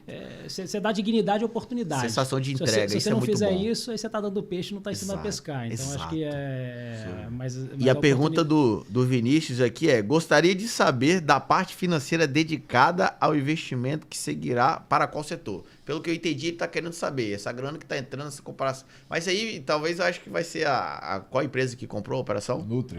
A Nutri que vai ter que dizer, mas Qual é o papel da Nutri agora? Qual que é o business plan dele? Então, assim, obviamente o business plan da Nutri, né? Nem eu sei, eles... Sim, é isso que eu tô lá falando. Também, né, mas, não posso de certa entrar muito, forma... mas assim, a Nutri, seu ponto de óbvio, ela é uma vista. plataforma muito grande, como eu falei, mundial, está em 7 países e tal. Ela quer ser um player relevante, o mais relevante no Brasil. E ela verticalizada, acho que tem uma tese sensacional, é uma belíssima empresa. Não estou falando do que a gente vendeu para ela, não, mas assim, se a gente de fato escolheu vender para ela, né? Como eu falei, a gente tinha outros players em situações de preço até similares, mas a gente entendeu que dentro de quem estava mais pronto para pegar a continuidade do negócio e fazer de fato o negócio virar. Até porque mesmo saindo, vocês querem ver isso aqui claro. E lá, pô, aquilo lá foi, eu tive participação. A gente participou daquilo ali, aquilo eu também então acho que eles estão estruturados aí para fazer de fato o negócio de forma verticalizada, como eles já o são, né? Desde a mina de fertilizante, de matéria-prima de fertilizante, até o acesso, né, com o produtor, que é o que a gente faz. Bacana. A Iraci disse aqui, ó, o cara é fera. Realmente, o cara é bom. Parabéns, Felipe Cesana, pela iniciativa. E aí, Filipão, tá feliz pela essa entrevista aí, cara? Com certeza, né? Assim, só agradecer e ver o tanto que realmente existe casos de sucesso, né? Que a gente pode replicar, conversar, como nós falamos, né? Do jeito que a gente se espelha muito aqui também na XP, né? E como a XP começou educando, né? Acredito que a educação transforma e o agro, ele precisa muito a cada dia mais dessa educação, né? A gente fala, cara, nascer, eu lembro, hoje eu dei um exemplo aí no podcast que a gente teve uma conversa aqui, que uma vez eu fui levar meu filho para uma quadrilha e a professora perguntou, ele não vai dançar quadrilha porque ele não tinha ido com o dente pintado, ele tava um cowboy mais arrumadinho, né? Então assim, eu falo muito que... E eu perguntei para ela, mas quem disse que dentro do agro o cara precisa estar com o dente podre e a roupa rasgada, né? Então assim, mostrar Mudou, Rafael, né? de dentro da Faria Lima no agro, né? E um mercado financeiro do agro. E assim, igual você falou, o modelo da XP era de educação. Acho que o modelo da distribuição também é de educação, né? Quando a gente abre a porteira lá e... O meu primo que falava isso, né? Eu não sei, sua formação Eu sou veterinário. Veterinário, né? Não sei se na veterinário mesmo, mas meu primo fala que ele saía da agronomia conhecendo doença, né? Das plantas e etc. Mas assim, ele não conhecia nenhum produto do mercado, né? Eles não ensinam na faculdade o portfólio de insumos, do né? que precisa para criar uma indústria. Então ele realmente veio aprender isso dentro, óbvio, da operação.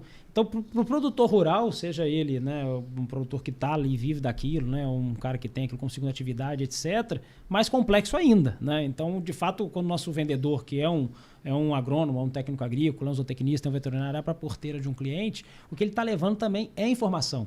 Então, a gente, na verdade, entrega o insumo, mas ele está atrelado à venda técnica de uma informação, porque você está justamente ajudando o produtor a produzir mais, a evitar ou combater problemas, né, e a ter uma gestão mais sustentável do negócio na ponta. Então, a gente, óbvio, é um elo da cadeia. Você tem outros elos que vão lá. A gente acaba dando crédito também, né, porque a gente vende a prazo, mas você vai ter um elo que vai lá dar dentro da porteira, né, informação para o cara gerenciar o negócio dele em si, né? Então, acho que cada um fazendo essa etapa, na última linha, é informação. Então, a XP fez uma disrupção do mercado financeiro com a informação, mas o mercado da revenda é informação também. A gente está lá na ponta justamente levando, entregando insumos e entregando informação junto. Cara, o Black Festival, né? O Black Festival disse que é muito inteligente. Qual a sensação de ter milhões?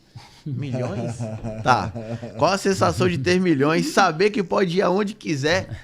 Liberdade. Qual que é a sensação? Falei.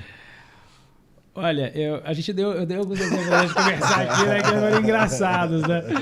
Eu falo que eu comecei a trabalhar no mercado financeiro aí, eu vim numa família, né? Minha primeira viagem internacional foi com 15 anos e tal, né? Então, assim, eu nunca passei fome nem nada, graças a Deus. Meu pai a família foi crescendo, foi prosperando. Mas não nasceu no berço de ouro também, né? Mas nunca foi, né? Óbvio, hoje é diferente, né? Patamar. Mas assim, eu fui pro mercado financeiro, comecei a ganhar dinheiro, aí você fala assim, comprei uma Land Rover, né? Você fala, pô, pra que, depois de 6 meses você fala, pra que eu comprei isso, né?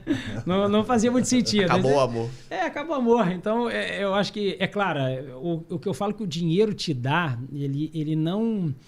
O melhor que o dinheiro te dá é a possibilidade de você poder olhar para o dinheiro e saber que você não depende mais do dia a dia para você pagar as contas, né? A sensação boa é essa. Mas você fala assim, o que mudou na sua vida? Nada. Eu não comprei nada que eu não já tinha, eu não troquei de carro, não comprei casa de praia, não fiz nada. A minha vida continua a mesma. Por quê? Porque hoje ele me dá a sensação de que eu posso fazer, o que você falou, acho que a sensação boa é essa, de você poder fazer o que você quiser, de você olhar, igual eu falei, eu não quero mais sentar numa cadeira do Celebre, de ter uma rotina ali, eu quero poder dedicar e fazer o uso do meu tempo de uma forma. Então a segurança de você olhar para frente e realmente entender que você pode escolher, tem uma expressão que ela tem um palavrão, né, no mercado financeiro, que é o famoso fuck your money, né, que foda-se o dinheiro. Foda-se o dinheiro, né, você passa a olhar para o que é importante, a vida de uma forma diferente. Então, não que o dinheiro não seja. A sensação o dinheiro te proporciona, né, fazer isso, porque querendo ou não, você vive num mundo que ele baliza essas coisas. Mas eu acho que muda até o perfil e a responsabilidade, né, você acaba olhando também para um dinheiro com um olhar diferente, né? Você passa a ter o dinheiro e olhar e falar, poxa, como que eu faço, né, o dinheiro também trabalhar não só para mim, mas também trabalhar para a sociedade de uma forma diferente. Eu acho que devolver aquilo, né? Devolver. Eu acho que aí você pode devolver com oportunidade. E assim, novamente, né? O papai fala muito isso também, né? Você não pode dar o peixe, você tem que ensinar a pescar. Então, você pode dar quando você precisa dar para dar dignidade para alguém. Mas você tem que ajudar a dar oportunidade. E aí o dinheiro te ajuda a criar oportunidades. Porque a partir do momento que você tem um cara que está iniciando, que está com uma operação, e você olha e vai lá e ajuda com o seu tempo, ou ajuda eventualmente com um pedaço de dinheiro, ou com tempo e dinheiro, né? Você está, de fato, ajudando a fomentar e dando oportunidade e levando outras coisas. Então, acho que o que o dinheiro traz, essa sensação hoje de poder multiplicar, parar, né? E olhar e falar, poxa, o que eu quero fazer da minha vida agora, né? O que eu quero usar o dinheiro. Mas se eu te falar que eu não fiz nada com o meu dinheiro, você pode não acreditar, mas de fato eu não fiz nada que a maioria das, que eu já não faria se eu não tivesse recebido o dinheiro. Então talvez isso responda e frustre um pouco a resposta. Não vou para Las Vegas gastar dinheiro mas é a verdade, né? Eu acho que aí vai um pouco da cabeça, né? Claro, às vezes o cara vai pegar assim, recebeu o dinheiro, eu sempre quis ter uma Ferrari, um avião, um helicóptero, não sei o quê, o cara vai comprar com aquilo. Mas, cara, não era a minha mentalidade, né? Nunca foi. Então, cara, o dinheiro pra mim só ligou talvez o fuck you money, né? De você olhar e poder realmente pensar a sua vida de uma forma diferente. Mas não mudou minha essência, não mudou meu ser, não mudou aquilo que eu pretendo fazer, Rafael, de agora pra frente. Uma pergunta que eu sempre faço e gostaria de fazer pra você: o que você se considera na sua preparação realmente como profissional, né? Vamos esquecer a casa do adubo, vamos esquecer assim, falar, cara, eu preciso ser este cara, ou eu vou me construir esse cara, ou foi acontecendo, mas de fato assim, o que você acredita que o Rafael fez diferente dos demais da época dele para realmente estar na frente, pensar na frente, gostar do negócio e conseguir estar um passo na frente, assim, conseguir olhar um pouquinho ali adiante? O que você enxerga assim que realmente, cara, a minha rotina, meu equilíbrio, saúde, família e trabalho, o que realmente fez a diferença para aguentar a cadeira 10 anos e realmente... É isso. Fala, pô, é isso aqui, esse é o jogo que eu acredito que é muito bom para essa receita. Então, eu sou muito racional, né? Não que eu não seja emocional também, mas acho que tem um lado racional muito forte. E eu acho que isso me ajuda muito a ter equilíbrio, de fato, de olhar pro todo, traçar cenários, né? E sempre olhar um pouco para frente, pensar aonde eu vou pisar. Então, assim, quando vinha um desafio, por você sempre, o racional, pelo menos no meu caso, eu sempre traçava o cenário e tinha um cenário de estresse ali, um cenário de desafio. Quando eu me deparava com ele, não era algo que me assustava, né? Então, muitas vezes você pega um cenário de desafio e fala, ó vida, ó céus, né? E agora? O que eu vou fazer, né? E, na verdade, eu olhava para aquilo e falava, opa, né? Como que a gente vai lidar com ele? Mas vamos lidar com ele, né? Vamos buscar a solução, não vamos ficar aqui nos lamentando do tema. Então, assim, eu acho que resiliência é uma palavra, e também quando pego um negócio para fazer, eu sempre procuro fazer da melhor forma possível. Pode ser que óbvio, não vou acertar sempre, durante a jornada tiveram e sempre vão ter erros, mas eu sempre me foquei mais na solução do que no problema e era um aficionado por melhorias de processo, né? Então, acho que quando você quer mexer no processo, mas está muito mais preocupado com a acabativa, né, do que a iniciativa, isso muda o jogo. Né? Porque, cara, de boas ideias o mundo tá cheio, né? De boas iniciativas o mundo tá cheio. Mas realmente você pegar aquilo, levar até o final, e eu acho que essa é a minha característica principal. Eu sou um mala sem alça para fazer algo até o final. Então, se tem um negócio que tem que ser feito e tem que ser cobrado para ser feito, eu vou fazer junto. Eu vou inspirar e transpirar junto. Mas, cara, a gente vai fazer, tem que acabar. Né? Não tem começo, meio e para no meio. Né? A não ser que seja para estopar e começar a fazer outra de forma diferente, porque não deu certo. Mas eu acho que você se preocupar muito com a acabativa, cara, é algo que ela é bem importante. Porque o PowerPoint aceita qualquer coisa, a planilha de Excel. Mas você tirar do PowerPoint da planilha de Excel e fazer aquilo ser realidade, tem um lapso e uma diferença, né, gigantesca. E eu acho que a diferença está em quem realmente se preocupa com a acabativa. Eu acho que, cara, eu só paro quando acabou. Né? Então, assim, eu me dou o direito agora de olhar e falar, poxa, eu quero fazer diferente, eu quero fazer isso da minha vida, mas até aqui era uma vida, cara... Full time. Full time, né? Então, assim, a famosa grama do vizinho é mais verde, né? Todo mundo vê, né? Não vê o que você está bebendo, mas não vê seus tombos, né? Então, do caminho. Então, assim, é óbvio que nem tudo foram flores. Tudo tem atrás da cortina, tem aquilo que ficou, né? Eu saí aos 18 de casa, fui morar em República, tudo bem. Pô, você uma faculdade, outra, né? Era pública, mas, cara, vivia com dinheiro mais restrito, né? Trabalhava no mercado financeiro, às vezes trabalhava de madrugada. No banco eu trabalhava, tinha academia, eu parava de trabalhar, malhar, voltar para trabalhar, sair do banco muitas vezes de madrugada, né? Quando voltei, quando meu sócio, o tio faleceu, minha esposa ficou 5 anos e eu de ponte aérea, ela e eu todo final de semana. Então, né, ninguém vê as mazelas de 5 anos de relacionamento de ponte aérea. Posterguei 5 anos que eu queria ter filho com 30, fui ter com 35. Né? Quantas vezes virei à noite também na operação, saía 1 hora, 2 horas, 3 horas da manhã, 4 horas da manhã da operação, não foram poucas no início. Né? Então, assim, cara, é acabativo. Eu acho que assim, você tem que propor a fazer e aí você tem que fazer. Enquanto não finalizou, não está feito. Né? Então, essa era uma regra que eu sempre carreguei. Isso vale para o que eu vou fazer para frente. Eu só não quero estar no front e eu tento que fazer ali o tempo inteiro nessa jornada insana. Vou arrumar outro porco agora, né? A história do porco e da galinha, né? Eu falo muito, rapaz, essa eu gostei demais. Rapaz, porco, meu amigo, e eu falo muito isso, né? Isso é terrível. Ele falou, rapaz... Agora tem que explicar, porque ele é terrível. Toda vez eu falo, cara, eu falo muito, eu tenho um sócio hoje que eu falo, agora você é meu porco. Ele fica, não, mas até que o porco é bom, ele falou. Então, assim, realmente a gente encontrar pessoas, né, Rafael, que toquem o negócio, que dê a vida por esse negócio, né? Na verdade, assim, são fases, né? E você tem gente muito boa, com iniciativas e acabativas aí também, né? Então, se você quer investir numa operação, né, no que quer que seja, você está investindo, são pessoas, ali por trás tem pessoas. Então, escolher a pessoa certa, seja para trabalhar no seu negócio, seja para você ser sócio, né, faz parte da jornada e eu acho que é o que vai fazer a diferença, né, justamente por estar focado ali na acabativa. Conceito de mastermind purinho, dito pelo Napoleão Hill, que é você construir pessoas tão boas quanto você ou em frentes que você não é e que interagem ali em prol de uma instituição melhor, mais forte. E isso é uma arte, cara. Você montar equipe, estruturar isso, o cara tem que ser artista. E motivar as pessoas a estarem juntas, porque obviamente eu não estava nessa jornada sozinho. Você aliga. O sócio, sócio e outros sócios, né? A gente tem mais sócios lá na operação de tecnologia mesmo, cara. Muitas dessas noites viradas aí, os caras estavam lá. Então, assim, participaram do processo, né? A gente reconheceu e reconhece, continua reconhecendo no processo, né? Estamos trabalhando ali para fazer o negócio rodar de uma forma diferente, mas... O amigo aqui eu acho que assistiu até agora. Porque ele fez uma pergunta aqui.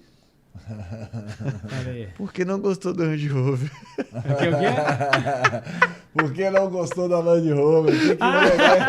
Ele tá assistindo tem tempo, ele ficou bolado. Porra, o carro tão bonito, né, carro? Um carro inglês, bonito mesmo. O carro é muito bom, não tô falando mal do carro. Que eu tô falando que por que tu vendeu a Land Rover, mano? Não faça isso. É que, na verdade, a metáfora, né, que você deseja tanto algo e depois, quando você a conquista, né, ela perde a graça. Ela perde a graça. Acaba o amor mesmo. Você tem que passar para o próximo desafio, né? A gente é movido, de fato, a desafios e ao que você... Qual que é o próximo, né? Vamos pro próximo, né? Vamos pro próximo. Então, o pessoal às vezes vê que... Mas você fez um negócio, tem que comemorar. Conseguiu, tem que comemorar. Sim, mas depois você comemorar, é o que falou, vai vir o próximo, né? E no comércio você brinca muito com isso, né? Porque todo mês você bate meta, né? Então você bate meta, aí você vira o balanço 31 de dezembro, 1 de janeiro começa tudo de novo. Então... Rapaz, tinha o chefe meu que falava, meu amigo, quem vive de passado é museu, vambora. Eu falei, não, mas acabou ontem o mês, não, vamos pro próximo. Então é um pouco disso, isso vale pros negócios, isso vale pra vida pessoal também. Você acaba... Então o exemplo da Land Rover é um pouco isso, né? Ela tá muito mais e vale para qualquer outra coisa, né? Eu acho que vale, por exemplo, do barco, do avião, do que você quiser dar aí, né? Às vezes a gente tem a casa, né? De praia, ou casa, né? De montanha, e aquilo acaba virando um pepino depois, né? Então, um belo de um passeio e uma dor de cabeça. Então eu acho que é um pouco disso, né? O exemplo da Land Rover foi mais nesse sentido, né? Já que a pergunta era em relação a dinheiro. Apaixonado por esse carro. Cara, aonde que a galera pode ali te contactar ou onde encontrar o Rafael? Eu sei que talvez você não é um cara da mídia social, não sei. Não, eu não tô. Eu falei, eu até tenho. Você tem ideia, eu criei minha conta no Facebook, no Instagram, quando eu voltei de São Paulo pra cá, porque querendo ou não, tinham 12 anos quase que eu tava. 11 anos eu tava em São Paulo, falei, pô, tem que criar, porque eu quero achar as pessoas têm que me achar. É isso. Né? E eles vão te perguntar exatamente, foi essa pergunta que eu tô te fazendo. Onde achar o Rafael? Eu não uso, as minhas contas dessas duas acho que são fechadas, eu quase não publico, né? Tô lá, mas para as pessoas realmente me acharem e hoje em dia, se quer me achar, eu tô mais no LinkedIn. Né? Tá mais ativo conta do LinkedIn lá, se procurar Rafael Perencover, né? Meu nome vai aparecer. E a minha conta lá é aberta, tem e-mail, tem telefone, né? Eu sou super acessível lá, não tem, tem mistério, não. Legal. Pessoal, Filipão, primeiro agradecer a Deus aí, né, e a todo mundo que está nos ouvindo a oportunidade de ter um bate-papo como esse, né, Juliano? Acho que um calibre absurdo. Eu imaginei que seria bom, não imaginei que seria tão bom.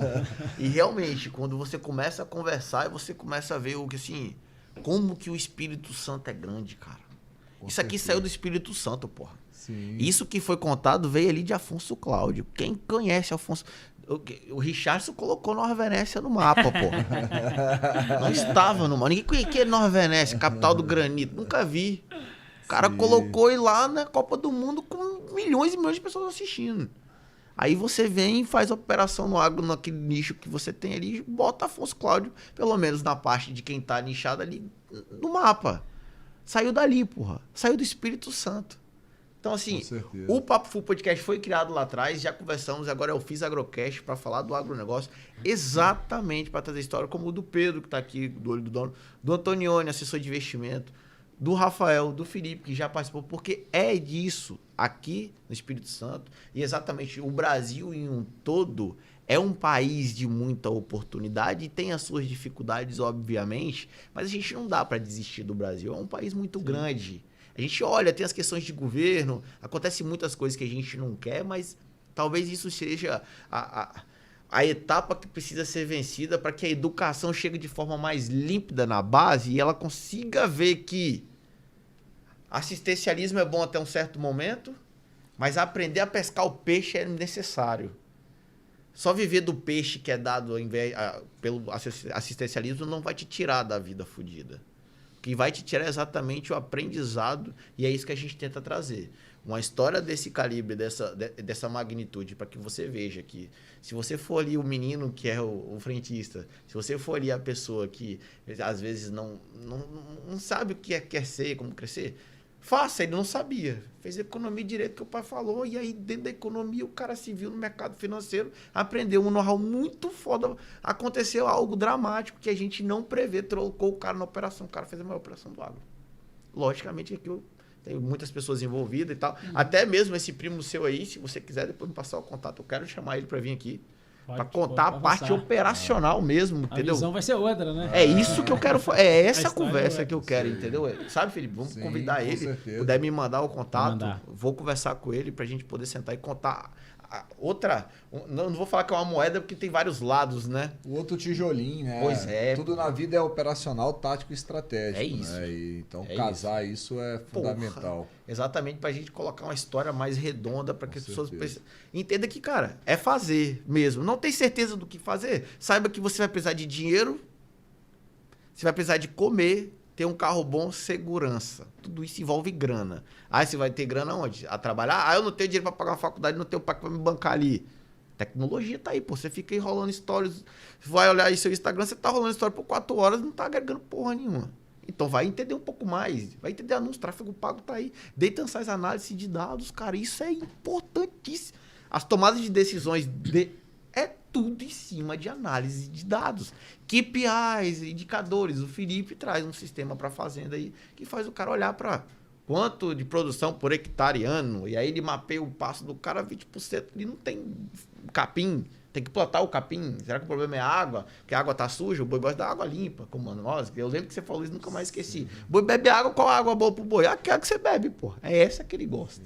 Você tá entendendo? Então esse tipo de análise que você não vê é o que muda o jogo.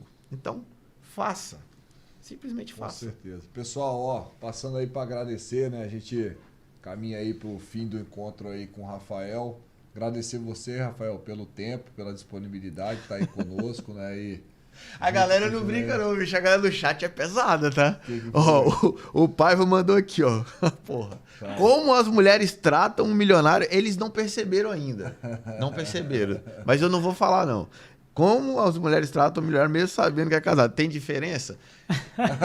Vamos deixar essa resposta... Pro Estevam. Pro O Estevam. Estevam, Pronto. meu primo vai Deixa o responder. Estevam. É isso. Rafael é mais quietinho, deixa ele quieto. Não faz isso com o cara, não, porra. Pessoal, Não faz isso, muito não. obrigado aí. A gente vai encerrando aí.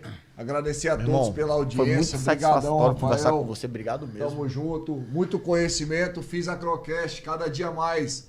Vai trazer aí, desde a nascente do agronegócio, que é a fazenda, os meios que estão no canal, a revenda, a distribuição e a gente que está aí na parte estratégica do financeiro, do mercado financeiro, para realmente transformar a moeda em resultado e felicidade gera lucro e vamos todo mundo junto. Esse é o Fiz Muito Agrocast, obrigado. o Agrocast Do o agro. podcast do agro. Esse é o Fiz Agrocast, o podcast. Do agro. Estamos só começando, galera. Um abraço. Valeu. Valeu, Tá boa com o meu noite. amigão Obrigado editor. a todos que nos acompanharam.